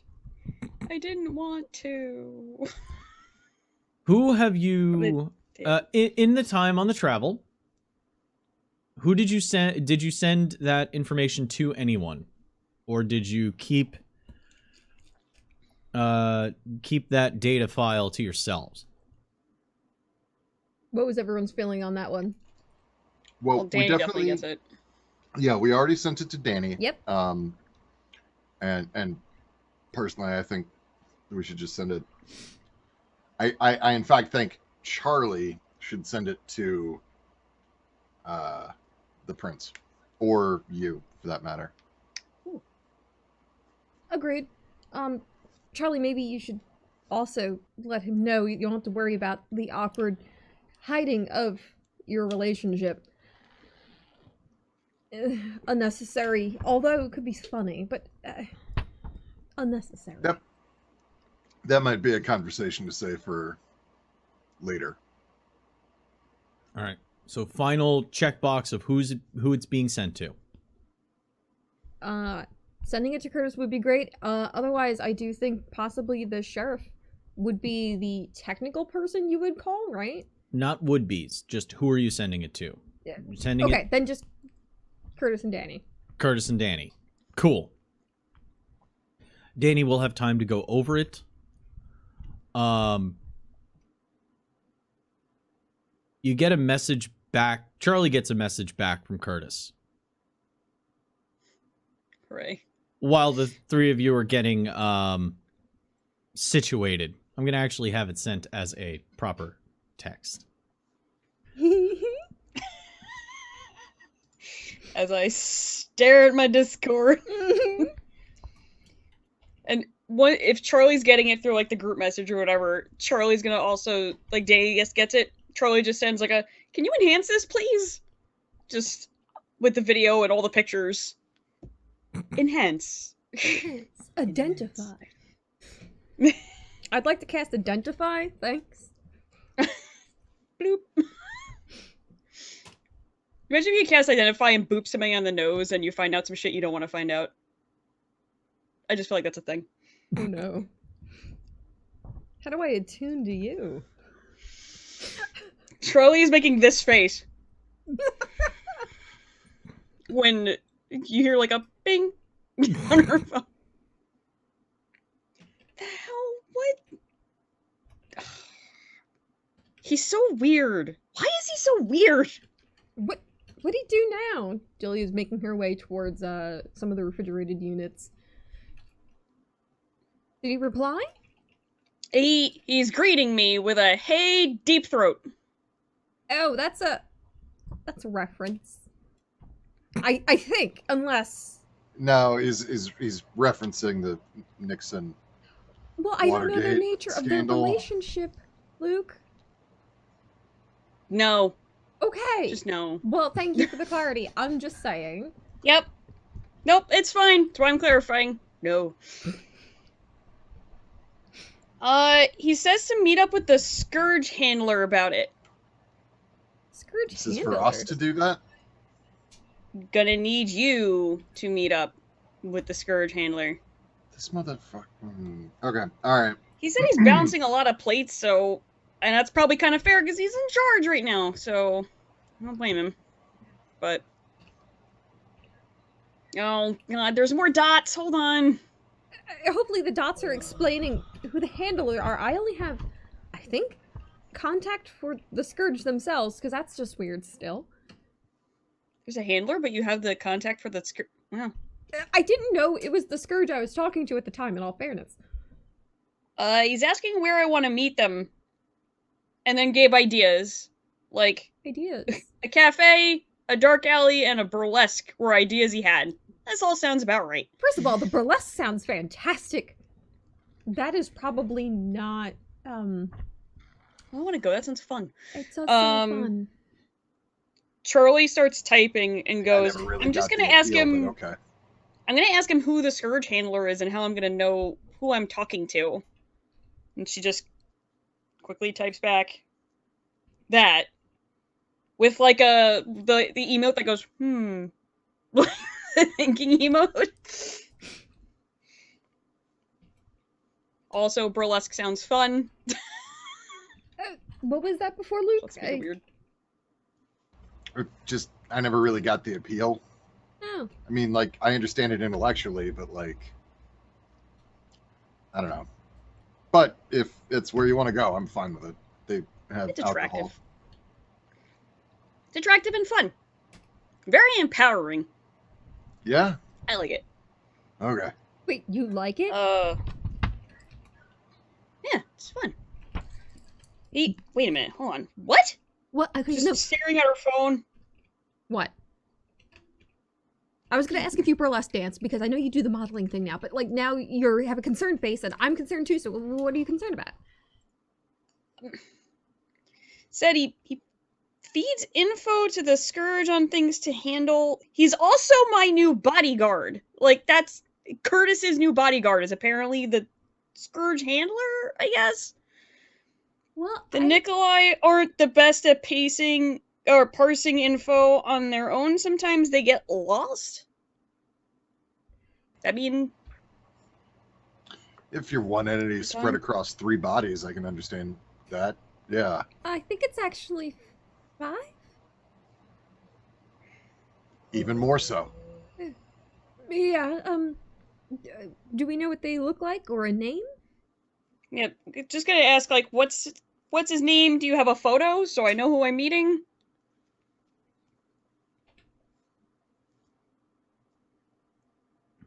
There's just a bunch of, like, big question mark, like, emojis. Okay, back to my original question. Wait, so did you do burlesque too? You did mine? I wanted to, but didn't get to. Oh. It's something I would honestly do now, just because it looks fun. Okay, so explain to me, because maybe I'm not getting the difference.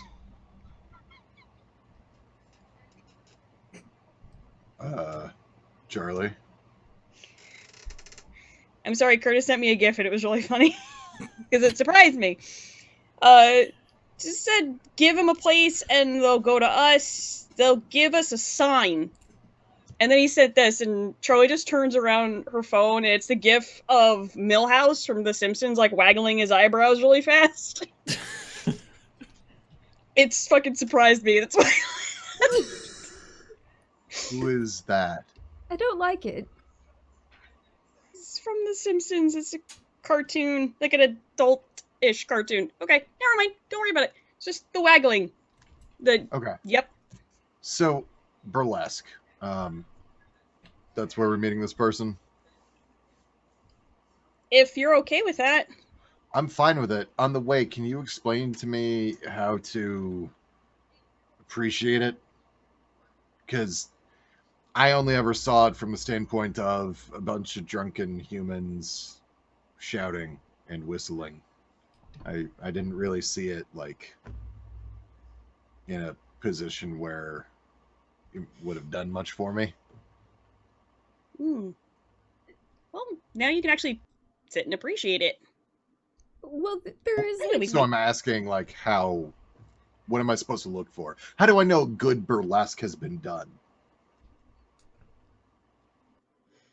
That's a good question. I would feel like there's 2 separate. There's like a strip club, which I was never allowed into, so I don't know what it's actually like.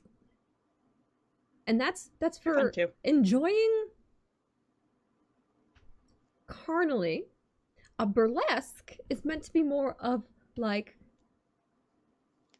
really like there's skills, there's dance, there's choreography. There should not be a splash zone. Yeah, no splash zone. What like would be moderate splash? enjoyment, like a party. Blood? Oh no. Why am I pretending I'm holding a phone? I have a phone.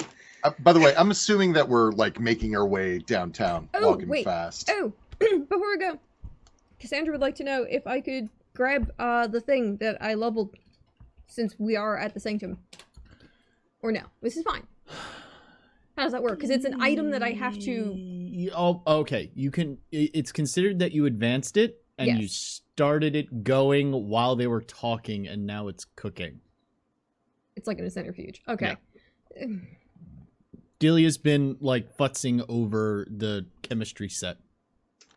Additional question, and particularly relevant given that we're potentially in another social scene here. Did my expenditure occur?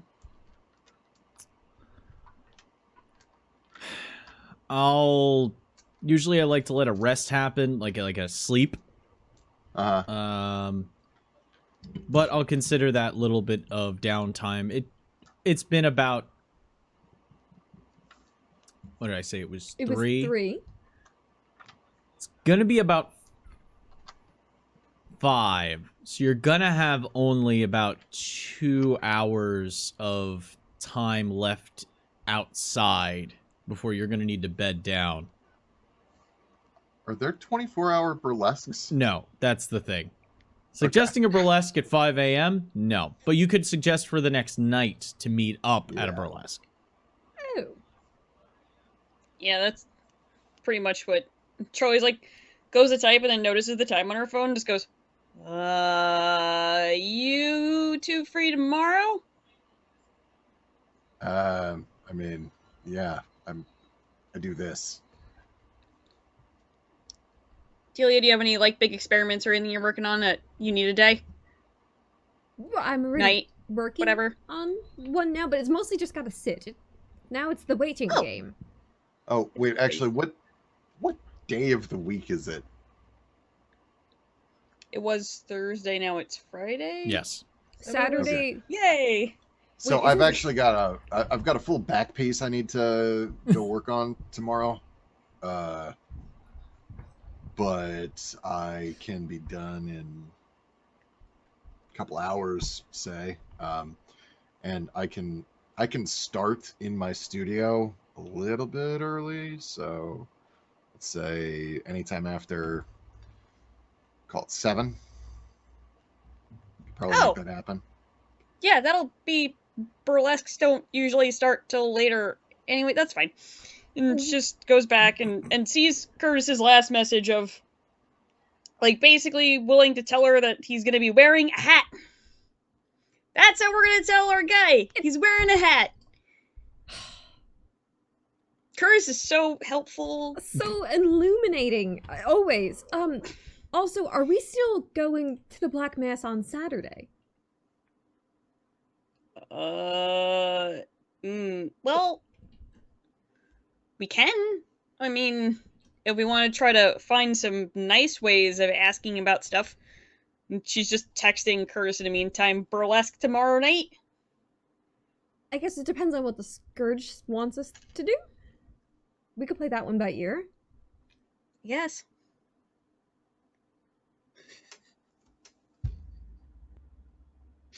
I read chat. I'm sorry. Yeah, we'll see what happens, I guess. We'll make decisions after we meet the Scourge's handler. Yeah, / Curtis's bodyguard. Did you say / eat? guy in a I hat. heard eat, and now I Meat! was thinking... Meat! I promise there was a in there. That doesn't make it any better. It's meat! I wouldn't mind hitting up the emergency room before the night's over. Oh. Oh, that's right. You did say you worked at a hospital, didn't you? Okay. I mean, we could do that. Oh. Do you want me to go? Do you want us to go with you? Are you hungry? Only a little. Last I remember, you usually require a very, particular arrangement. Are you still doing that? She kind of, like, floats her eyes. She's, like, futzing with a little pen on the table, clear, just like... Is that a thing, Steve? I don't know what I'm doing. I'm sorry, Anymore. I lost the thread a little bit. I was looking up how to appreciate burlesque on my phone. What is the question? I was suggesting that I was going to maybe get a bit of a snack in the emergency room, and I invited, to be friendly, of course, anyone along who maybe needed something, but I know that Charlie's always had a particular requirement to that, and I didn't know if this would be feasible. For that's now, actually- I'm okay anyway. But How okay? I'm okay. Because you've been through some shit. I helped myself to somebody the other day. It didn't go well for them, but I'm okay now, Whoa, wait. and that's what matters. What? What? What do you mean? Staring at well phone, for waiting them? for Curtis, just like, answer me. What do you mean it didn't go well for them? So somebody got a little physical with a friend of mine at a protest, and I handled it how I handle things when friends are involved. Oh, did you need a cleanup? Yeah, guess who I called? Oh. Oh, that went several shades poorly for you. Are you okay? I don't know anymore. You drank someone to death? Yeah. Did you mourn their passing? I mourned a lot of things. But Huh. I'm having a time, and I think now my emotions are shutting off to protect me from being overwhelmed. Yeah. You're gonna wanna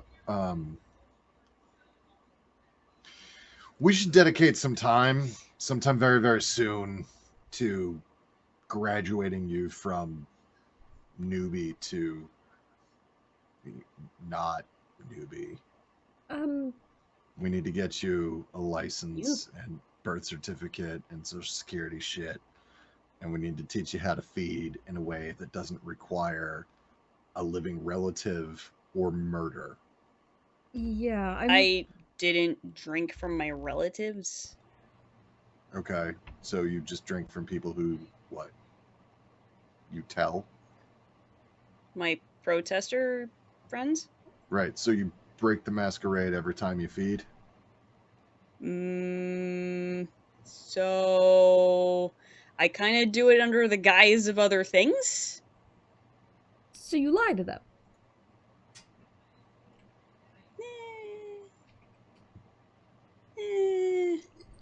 For the Oh, well, safety Curtis of your... got back to me. Delia crosses arms, looks to Luke like... Yeah. So apparently tomorrow night's okay, and we're going to the village. I love the village. Oh man, I love the village. Okay. Sasha's Bountiful Burlesque is what it's called. Immediately Google Maps that shit. Just where is it? I feel like that's a double entendre of some kind, right?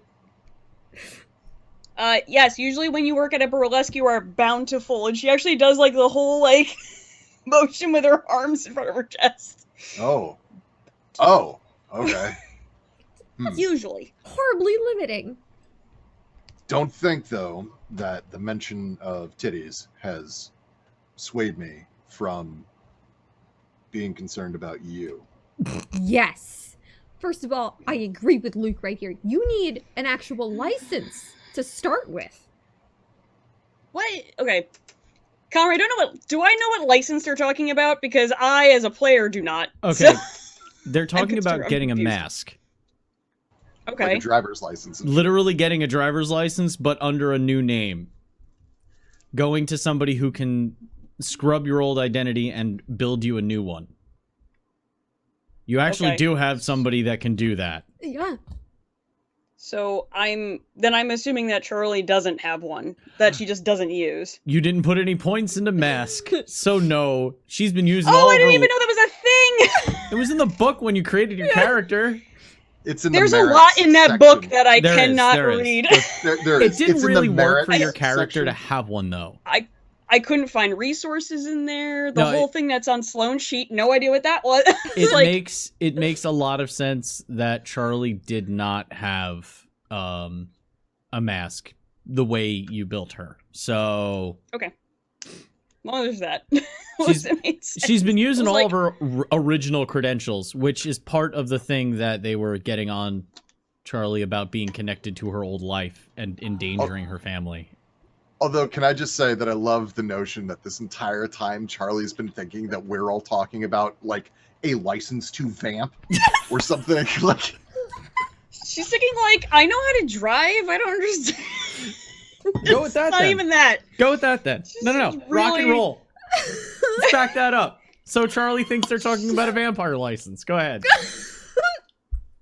That's not even that. She's just have one, and she takes out an old ass driver's license, and it's just like license. When did that expire? Is that your real Mm. name? Yeah. Oh, Why? here's the thing, Charlie. You've been getting the new ones, the renewal ones, sent to your address, and your mom just sends them to you. So it actually is current. I'm like, no, I could use it right now if I really wanted to, but I don't. Who drives here? Ugh. First of all, that's fair. Second of all, you're not excused. Third of all, is that your real name? Does it say Charlene on that? And she goes to like grab it. Does it say Charlene? Yeah, it's Charlene. Oh my god. She like flings it back at her and starts rummaging through her purse. Pulls out a little medical ID. Do you see Dolores written anywhere on here? No. What does she see written on it? Dr. Delia Brooks. Do you honestly believe that Luke Valentine is my real name? No, you asked about a license, so here's mine. Why? I feel like I'm missing a gigantic important piece here. You're dead. Yes. You need You're to dead. hide that shit. Really, there are people in this world who want to hurt you because you're fucking scary, right? And you've seen that. People who are not careful. If we are not careful hiding our presence from everyone, people get hurt. People who are not careful at hiding their presence from this world end up prey to the hunters. I think I'm aware of that part. Are you? Because your ID says otherwise. I get it. No one I taught didn't you. get one. No, we were in the middle of nowhere. It didn't matter then. I got taken out of the city real quick after I got turned. We were in the middle of where I'm from, which is nowhere.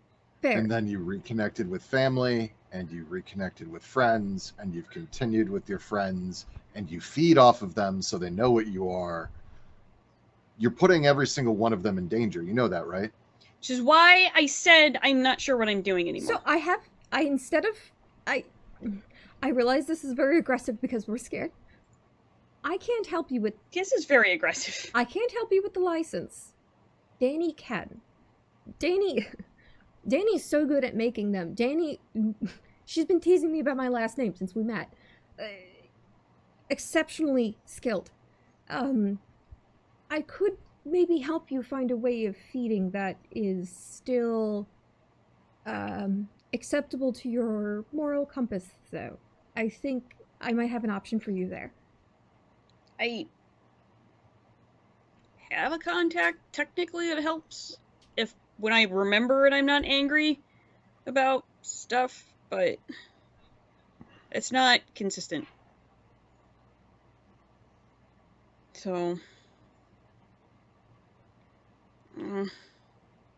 We still have a Just- couple hours tonight. Maybe we should see about getting some photos taken and maybe teaching you how to feed in a way that doesn't require you to reveal your true nature every single time. I'm not exactly revealing my true nature, I just seem a little aggressive. And then they're very, very woozy. Are you molesting people? No, it's like a friends with benefits situation. What kind of benefits? Charlie just slowly looks over at Luke, then looks at Delia, and goes, "You can take that one. I'm gonna go answer Curtis and let him know we're good for tomorrow." Wanders over to her plants. What kind of Starts benefits is messaging she Curtis talking back. about? Well, it feels like it would be very counterintuitive if you're trying to satiate your hunger, but I assume the girl means of a sexual nature. Oh, But really, that's not very effective, right? Because for us to She, like, tries to wiggle, but there's nothing there. It's fine. There's trash can. You know, you have to, I very much don't know. well, you would have to, the blush of life, right? In the same way to mimic your breathing in certain instances, the body heat, that kind of thing. Otherwise, it's, well, I believe the phrase is, dead fish, right? Am I using that right? I wouldn't know. Good. We're a great pair then. You can't call me on my terrible phrases. But yeah. True. If that's the way... Charlie, if that's the way you're feeding, you're literally making it more expensive than it has to be. Unless that's your thing. And, if that is, that's fine. That had not occurred to me, and I don't want it to make it seem like I'm judging that. Like, if that's your enjoyment, go for it. She, like, doesn't know where to put her hands. She just puts it into the pockets of the big wool skirt. But if it's only because you don't know any other way, we could help. Just goodbye. So he's like, yeah, I'm gonna leave now, and just starts walking over to one of the various, like, library walls. It's just like, I don't know, what is this book about? What is this? Oh, hands are still shoved into the pockets of the long skirt. Oh. Luke's just like, question mark, bloop, bloop, bloop, bloop, bloop. You have one night to yourselves. You have the remaining 2 hours of this night. And then you have 10 o'clock is the time that he gave to Charlie. So you've got, like, 3 hours on the following night in the beginning. Is there a dress code? Oh. Charlie would actually Google, like, if there's something specific for that one, if it's, like, a more upscale one, or if it's, like, a casual, do what you want. The only thing it says under dress code is boring will be rejected. No tennis shoes. Always a goddamn tennis shoe. Okay, but that's bullshit because my Skechers are super fucking comfy. But whatever. Comfy is not dazzling. Oh no. Charlie makes sure that, like, anyone going, like, knows. Like, okay, you gotta look some kind of interesting, super pretty, super handsome, whatever you want to do. Just glorious, fabulous, do that. No tennis shoes. Tennis shoes are out. So do we have to call Liz to get approval? Or Danny, or I don't normally wear, like, stuff like tennis shoes. It's just motions to herself. Yeah, I've been wearing Doc Martens for the past 50 years. I mean, those are better than tennis shoes. Really nice ones, too. I will say that. I don't know. Is this... I mean, it does say no boring. That's definitely not a boring look. But... It's classic. Right? For the village, anyway. How do you feel about colors, Luke? Colors are difficult because I never know which ones mean what to which people, and so I usually just go with black or blue or gray. Do you have a slightly lighter blue? I thought you were going to say a color. A singular color. I mean, lighter anything helps, but, like, I'm thinking blue for you. I own 4 clothes. 4 whole clothes, huh? Yeah. Clothes times 4. Got it. Okay. Yeah. Can I just go through your drawer? Yes, that's fine. While you're doing Okay. that, I'm gonna. Connery, Luke is unironically Googling vampire sex in an attempt to understand what the fuck they're talking about. Luke. All right. So So much I fan need you to make a fiction. humanity test. There's so much fan fiction. No.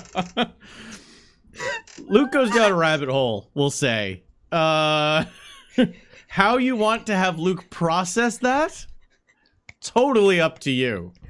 But that's a rabbit hole to go down.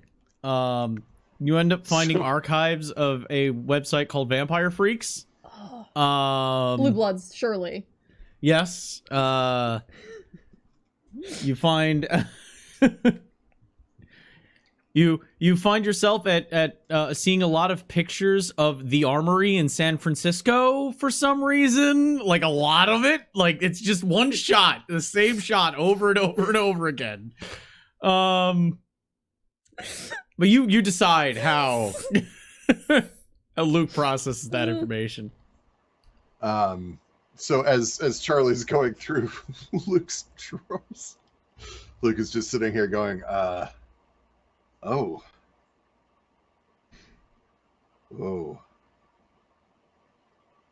Why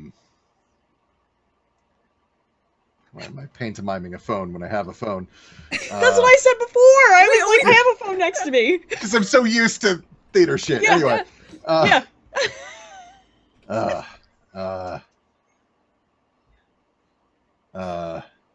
What is it? Charlie. Hmm? Can you come here. Oh, okay. Can you explain Goes over, has one of Luke's shirts in her hand. this to me? What am I looking at? It's up to you to decide, really. Oh, Jesus. That's Twilight. We don't trust Twilight. Okay. Is this what you do?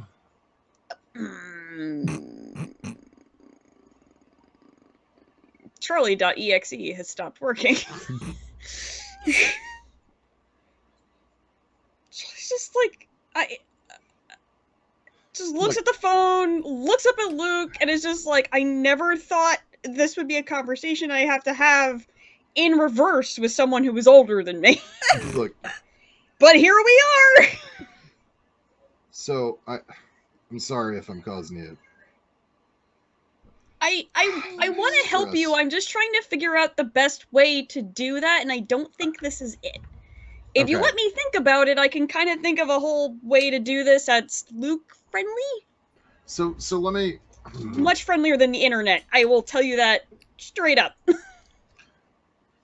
I went from being an orphan raised in a monastery who fought for bread scraps in the marketplace to being a prisoner in a German concentration camp to then being immediately back into fighting in pits and a ghoul to a Samisi voivod. I've never had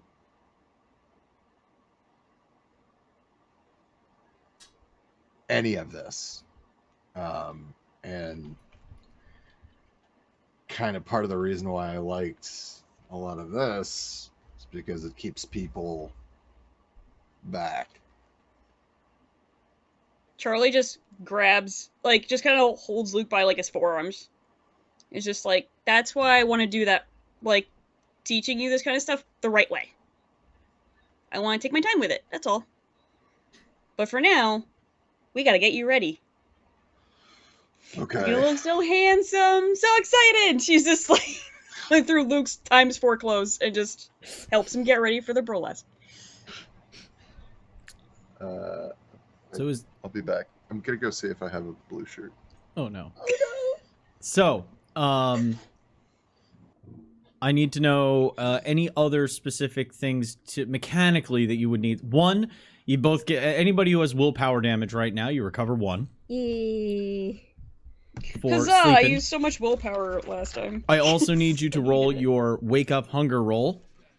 Do we remove any from last? Oh, we never actually did go. We talked about it. Okay. What about, aggravated damage is 1 a night, or how does that work again? Aggravated damage is 1 per night. You roll hunger to recover it. Okay. So if I succeed, then I... No, you automatically aggro. remove it. It's just Oh. you test hunger. Shit. I'm hungry again. That is the wrong And then writing implement. every dusk you have to roll hunger as well when you wake up. Did we ever go food shopping? That was gonna be my other question. Okay. I want to know who went hunting in there and how you went. Nothing too egregious in terms of roleplay. I just want to know what was your intention. Charlie was just gonna go as like a, another pair of ears and eyes with Delia. Okay, so tagging along with Delia. Delia, you get to see how a Sandman hunts. Delia specifically looks for patients who are close to death, those in comas, those not really cognizant. She checks their files, then she leans in to check the vitals, and takes what she needs. She has you follow along, throws a little lab coat on you, and you're the intern today, and starts to show you Yay. things on charts to look for.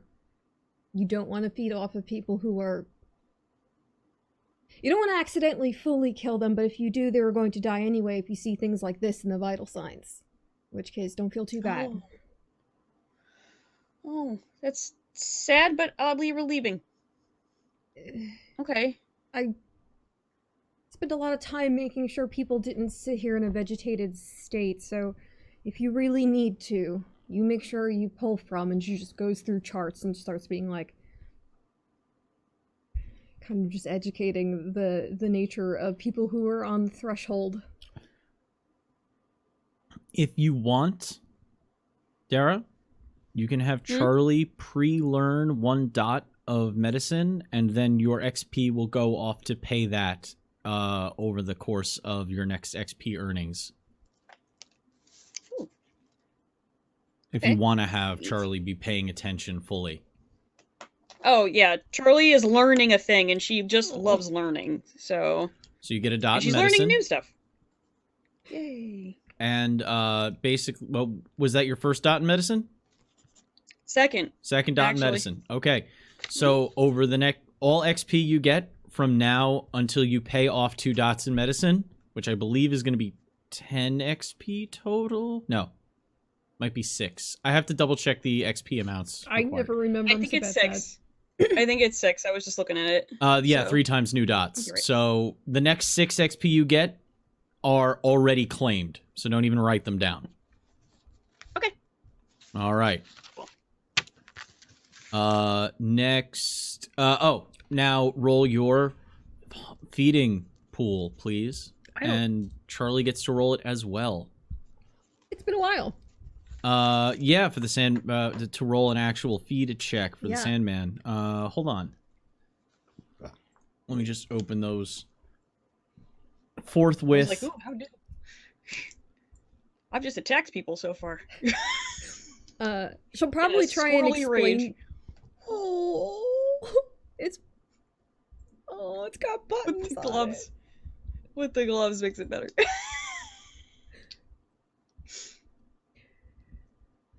Oh, you're muted. Mute. Sorry, is this okay? Oh, I love it. Oh, it's so good. It's just very bouncy. Oh. Okay. He's gonna go stand on a jacket. Jacket.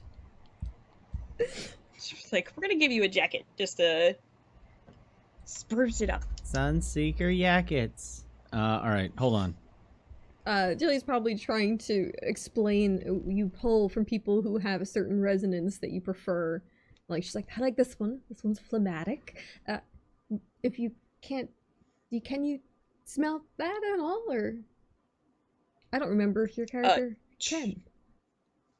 Charlie has Bloodhound, if that works at all. It does. That Helps. should very much help you. Helps a lot. Yeah, she's explaining Yay. that, you know, depending on the particular emotional tune of the person you're feeding from. Obviously, when you go for someone in a coma, it's not as helpful for some of the things you're looking for. So that is something to keep in mind if you're, well, if you have a very active day ahead of you. But it shouldn't matter if you're just trying to sustain yourself. Okay. Wow, there's a lot to learn about this. Honestly, if you really want, go to the certain parts of the hospital for different resonances. You go to the emergency room when you want them scared or angry. Or if you want them happy, you go to the maternity ward. The hospital, depending on where you go, can offer you whatever you need. I will accept wits medicine for these rolls. I don't mean to cut off nice role play. I was doing that as filler while you were looking for the roll. I'm not about it. What are we rolling for? They're rolling feed. Oh, okay. They're rolling predator pools right now. Does the new second dot count for this particular roll, or no? It waits. No, you get it. Oh! Because of an interaction of direct, like, education, I'm allowing you to take that dot now. Edumacation. And for every dot you get, you get to remove one hunger, unless it is your last hunger. And then it stays, or you kill somebody, and then we're gonna have to discuss humanity. So is Luke going out to feed? Luke has a back piece that he needs to do. Okay. I still need you then to roll your wake up hunger check. Yeah. Well, and so what I was saying is that's also how he feeds. Ahaha. All right, so that's going to be manipulation stealth.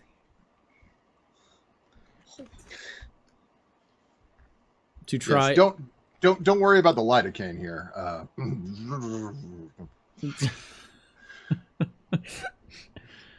All right, roll manipulation stealth for how much you can drink, and then also do that hunger test.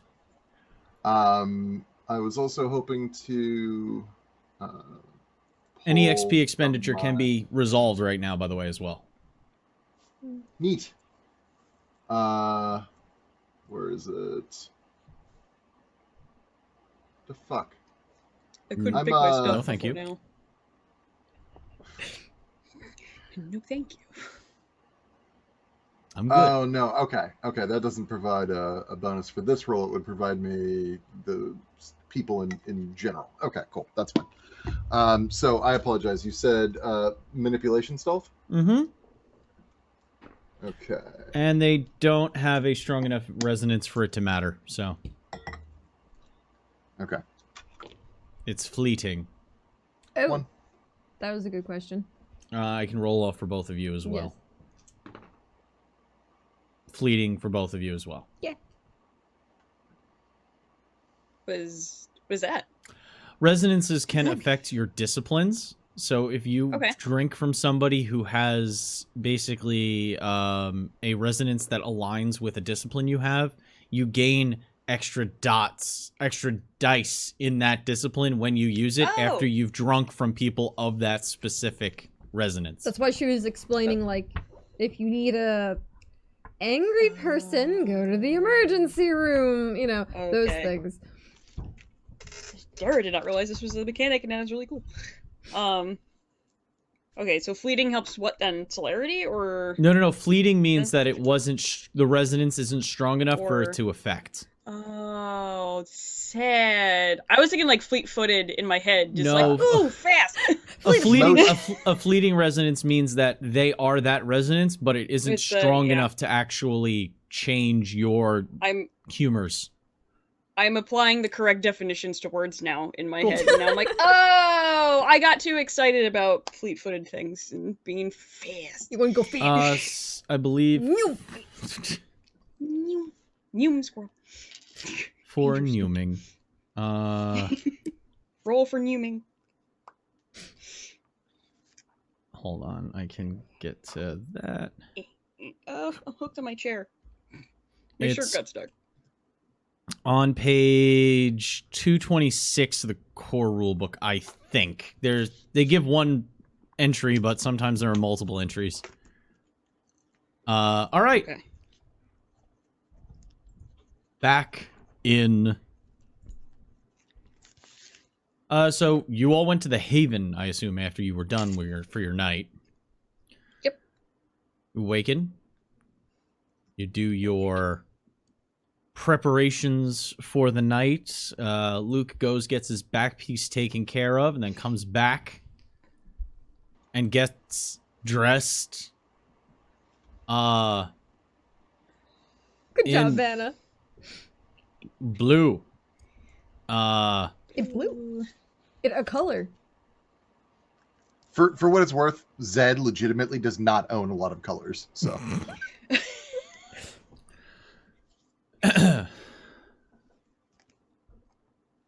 Sasha's Bountiful Burlesque is in a nice, it's one of those walk down spots.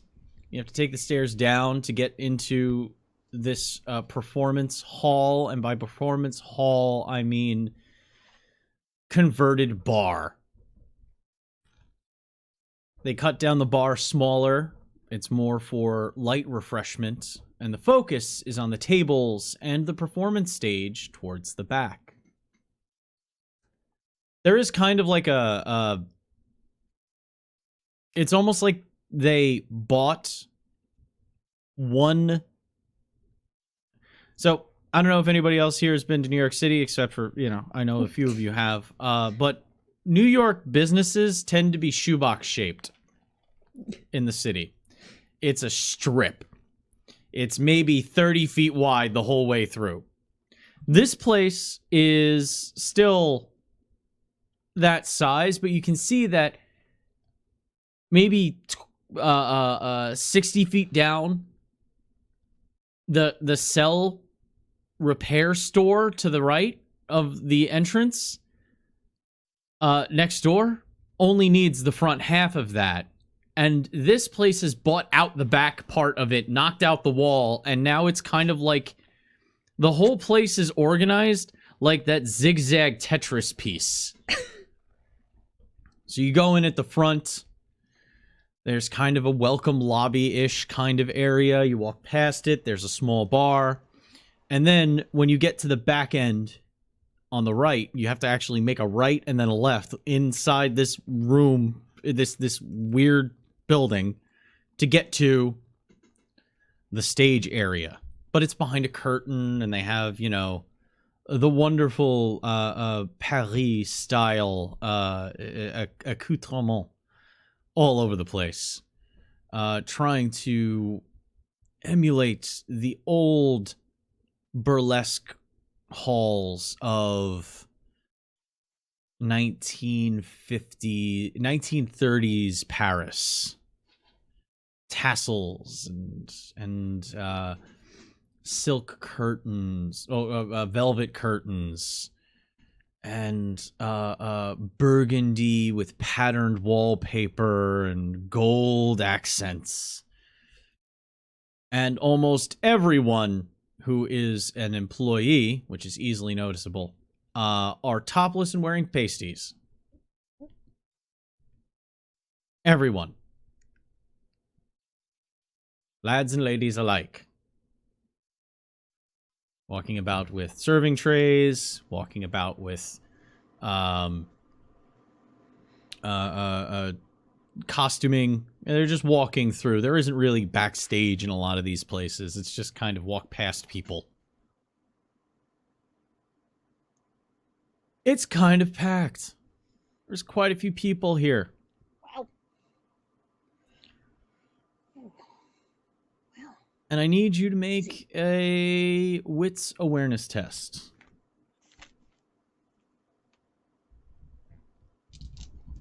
Are there any negatives due to the amount of people or no? Yes, there is a -2 to this. Oof.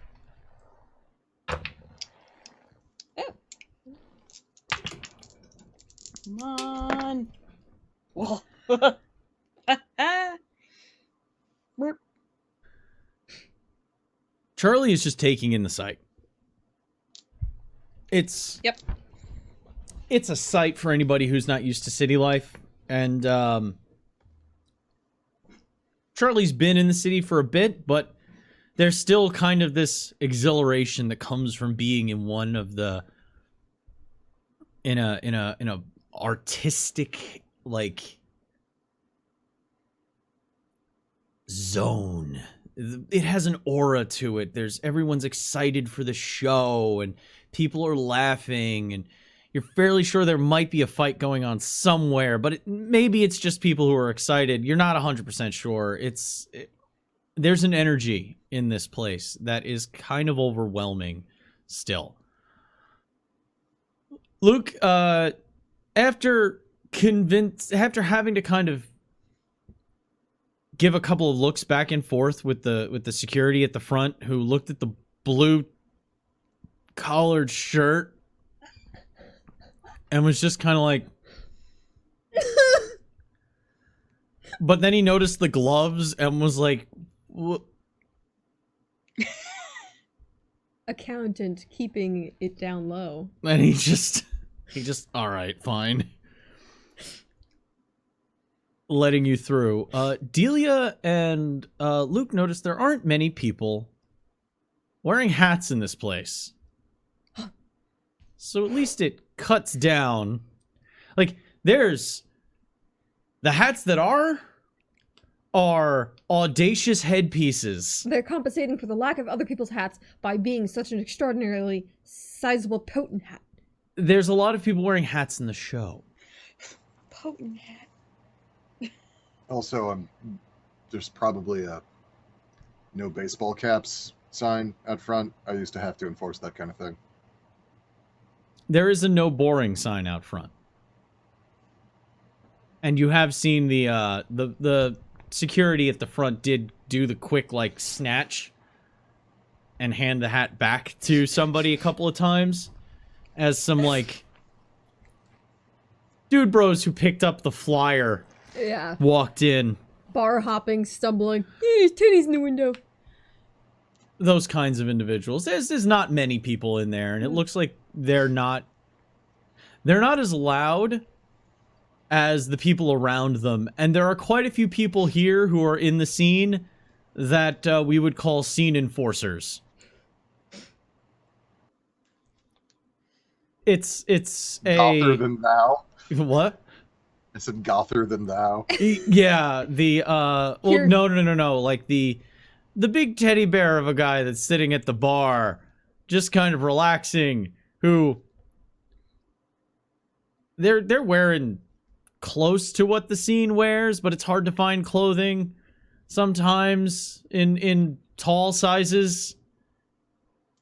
But they're putting in the effort, and you're fairly sure if anybody fucked with anything, they'd get wrecked.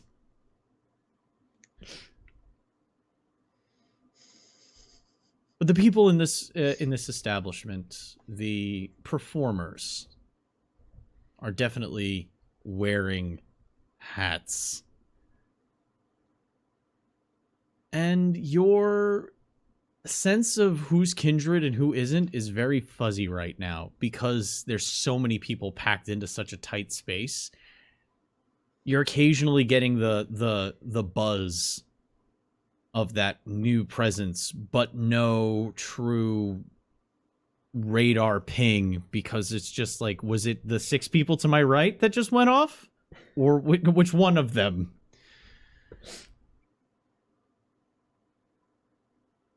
The show starts in 15 minutes. What are your plans? Well, if we don't know who they are and we're just looking for a hat, I guess we just need to find a spot where we could still see people, but that they could still see us, right? I was putting on my shirt at the time. What is this person supposed to look like? A guy with a hat. Just a hat? Yep, that's all Curtis gave me. He'll be wearing a hat. And that's why I figured if we find a table where we're sort of at least, they probably know what we look like. Maybe? He said he'll give a sign of some kind. So I guess just everybody pick a couple guys with a hat to watch. That's If all I can they're think a of. friend of Curtis, I wonder what their idea of a sign is. Actually, I'm kind of titillated. He said it's his bodyguard? Yep, it's Curtis's new bodyguard. Is He got the himself a Scourge's handler. bodyguard. Look around, Delia. I think we're all pretty titillated at this point. Accurate. Very good. He's Good job. got a point. I'll go find us a table. Luke is able to find a table easily enough. Most people, when they see somebody like Luke sitting down at a table, they move on instead of being like, "Is the seat taken?" They just assume yes. Yes! So, I want Luke on every train we ever go on from now on.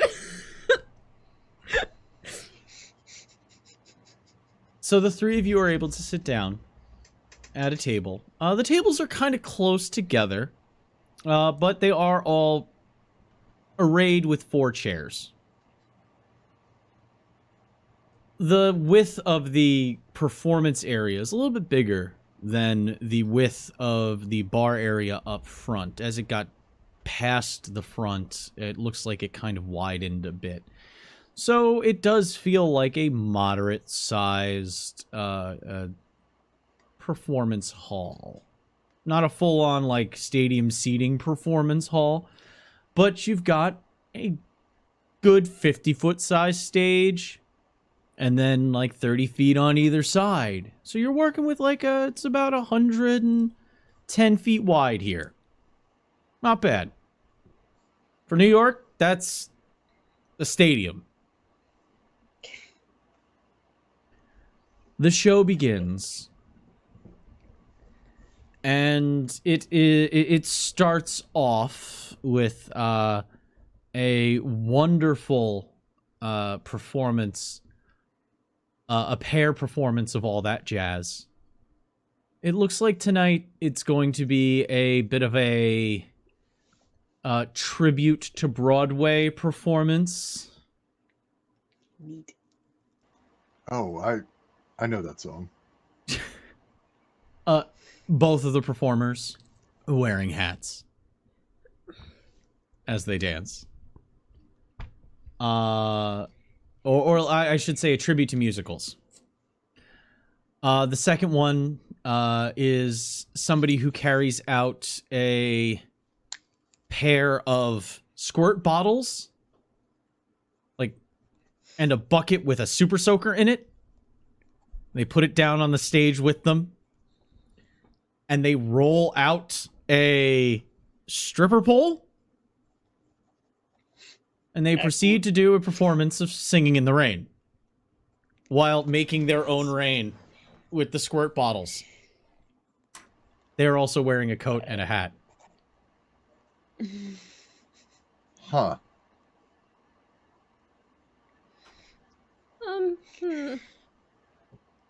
The fourth chair makes a bit of a grind on the floor, but it's lost amongst the music. You're able to hear it, though, next to you. As somebody sits down, wearing a white button-up, no tie, and not buttoned up to the top. Pair of suspenders, and wearing a cloth hat, or a wool cap, I should say. Sits down next to you, folds his hands on the table, looks to you, and says, "So I hear you have something to show to me."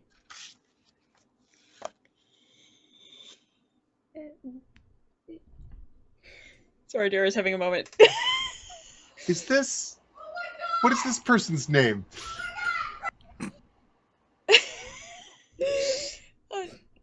I almost said Dara does this thing. No, Completely just our brains all in like. Charlie kind of like looks and goes, "Oh, hi. You must be the one we've been waiting for. What's your name? Curtis wouldn't give it to me." Oh, my name is Ambrose, but, if you want, most people know me by Redcap. Redcap. Okay. Does this ring any bells for Charlie? 0. Excellent. I love when nothing triggers anything in Charlie's head. It's just like, yay, new friend! No matter what happened in the past. Redcap. You ever try Dalewood oleomargarine? Stuff is vile. Yeah, margarine's gross. We don't trust margarine. I didn't even do that when I was... Anyway. So, yeah. Hi. Thank you for, meeting us here. And Charlie's trying really hard to not be distracted by the show. Real hard. Doesn't mean it's always working, because there's definitely like a... But, just like, yeah, I went on a little sightseeing trip last night at Corpus Christi, and this is what I found, and she just plays the video. He, like somebody who has never, like somebody who's been asked to hold a child that has no proper understanding of how children are held, kind of 2-finger grabs the phone and slides it across in front of him and just kind of makes sure he's not touching it, looks down. You do understand this is very dark. Well, I thought Danny could put like a thing which makes it brighter. But okay, there's... Hold on, Swipe. There's another version that has like a No, it's brightening up. Hold on. There's... There were a lot of torches. I see. So Torches. yeah. The white dress will be very striking once it comes out. Oh, well, isn't she the belle of the ball? Fine. Yeah. This is all very Catholic.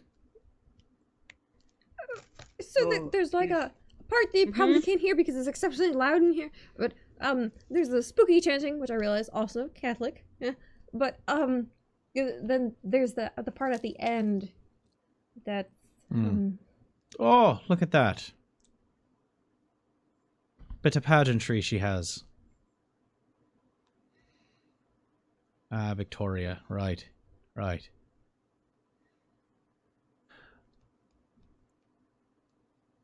So you're bringing this forward under what accusation? I need to hear what you're saying. I can't just make assumptions for you.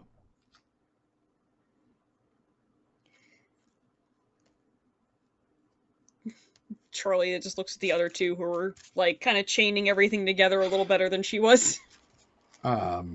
Sorry, I'm a little out of my element right now. Are you familiar with the path of Cathari or Catharists or the Gnostic heresy? I'm familiar with Catholics, yes. No, not Catholic. Cathari.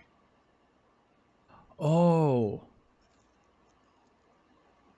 I've heard it mentioned around here and there.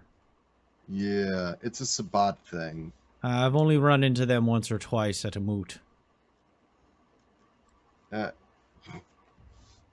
fucking goblin. Anyway, We're getting such fan service right now. but it's fan service for like us and Portia. Yeah. Anyway. Anywho.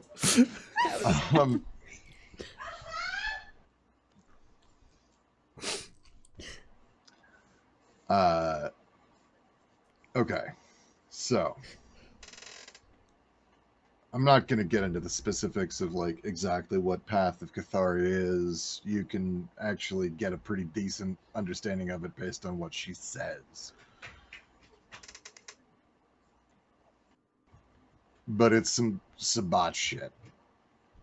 And yeah. I understand now, what you're saying now. It's possible that she's just doing this because she's Lasombra and it's what she's used to. She did not technically have a Voldery.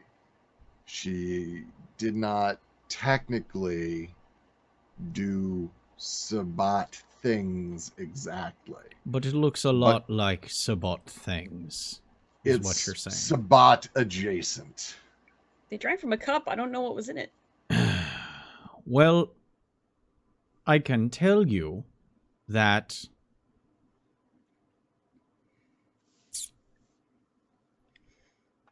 Victoria's position in the city is strong. I'll run this up the flagpole, so to speak. But I can't promise that anything will come of it. Mostly because she was this close to being our prince. And if we don't have true, solid evidence, we might be making a rather big mistake in this city. And as good as the Nikolai are, I don't know if we want to be bringing that kind of hell back to the city so soon. And fair enough, but to be clear, whatever she's doing, she's actively recruiting. And she's protecting that monastery with sharpshooters on the roof. There were 4 where I was. If there were more, I have no idea, but there were 4 with me.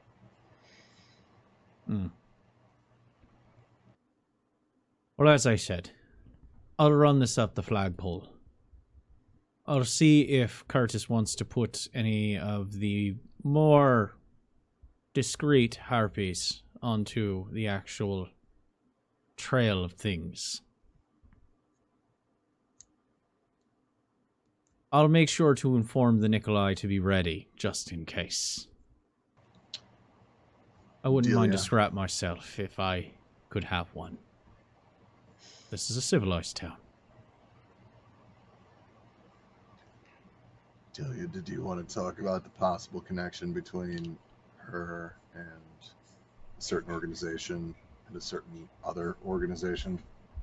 So, while we're speculating, and we don't really have any other, footage or proof yet, anyway, it's just that, well, between Victoria, and the associated, ethics behind what she's doing, we worry, don't know, but worry that maybe she could be involved with the recent, Tide of the Inquisition, more Catholics, right. Flush with them. That would be a rather hefty claim. Honestly, more damning and more aggravating than the Sabbat claim. Churches tend to get that kind of vibe off of them. You're cavorting with those who want to destroy us outright is a slightly larger claim that I would need even harder evidence than just a little gathering in the night with some mood lighting. If you get my meaning. Yes. So would it be acceptable for us to maybe look into it ourselves as well? Wouldn't So long step as on you could bring toes? me firm, documentable evidence. Our prince does put a lot of faith in fact and bits of film like this.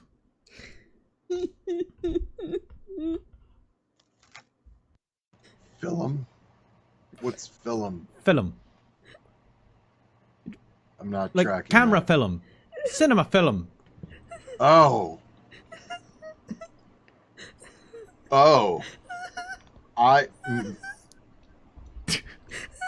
Usually it's... Okay, I understand you now.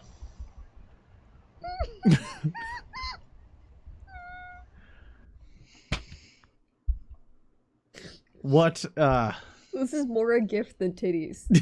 Like, fan service is usually a certain format. It's this man with suspenders.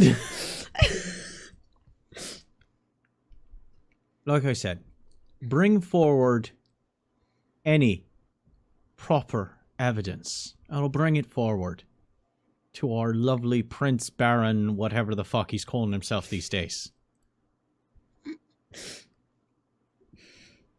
He had a chuckle when I called him Empress once.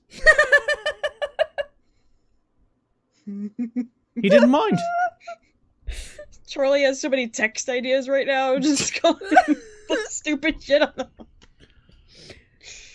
Yes. Unorthodox. From what anyone's accustomed to, I should imagine. Well, I am going to go take this back to our illustrious leader.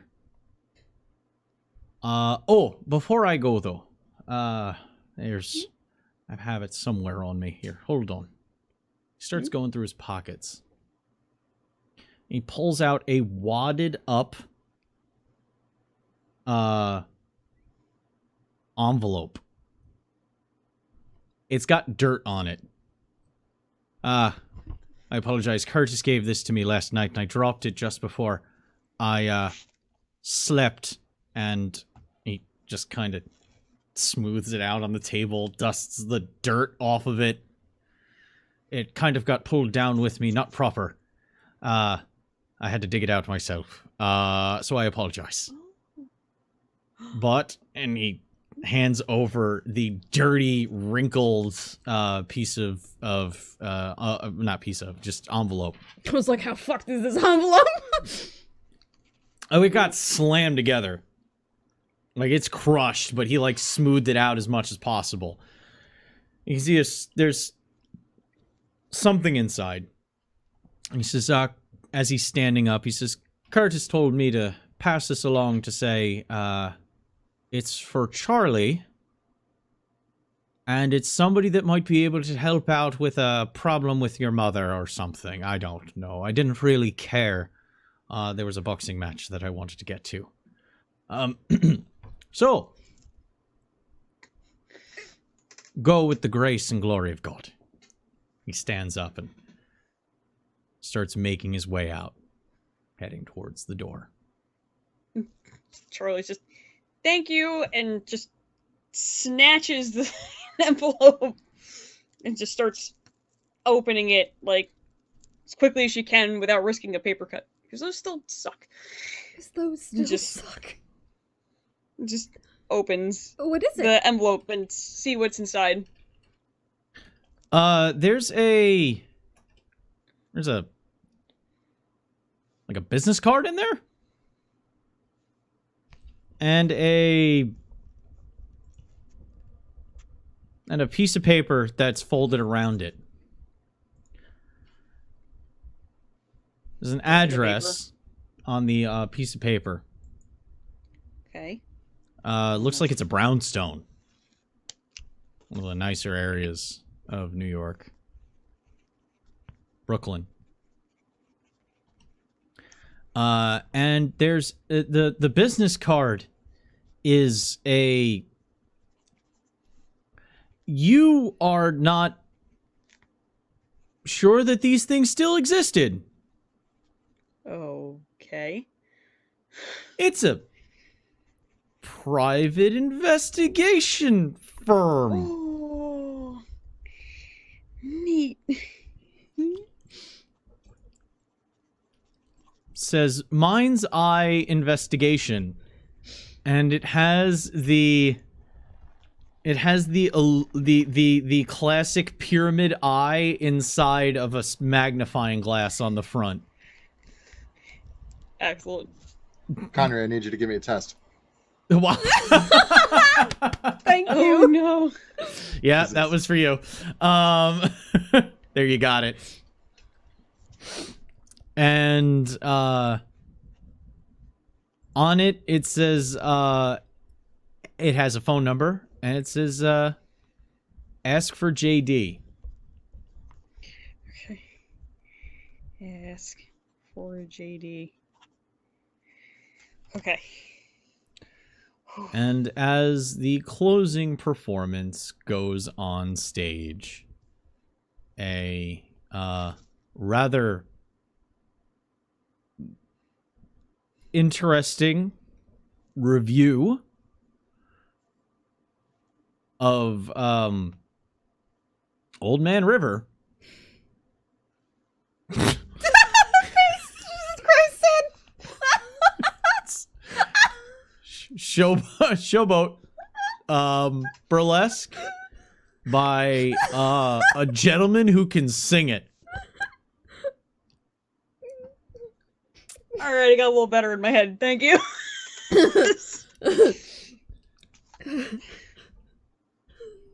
I don't usually associate Old Man River with sexy things.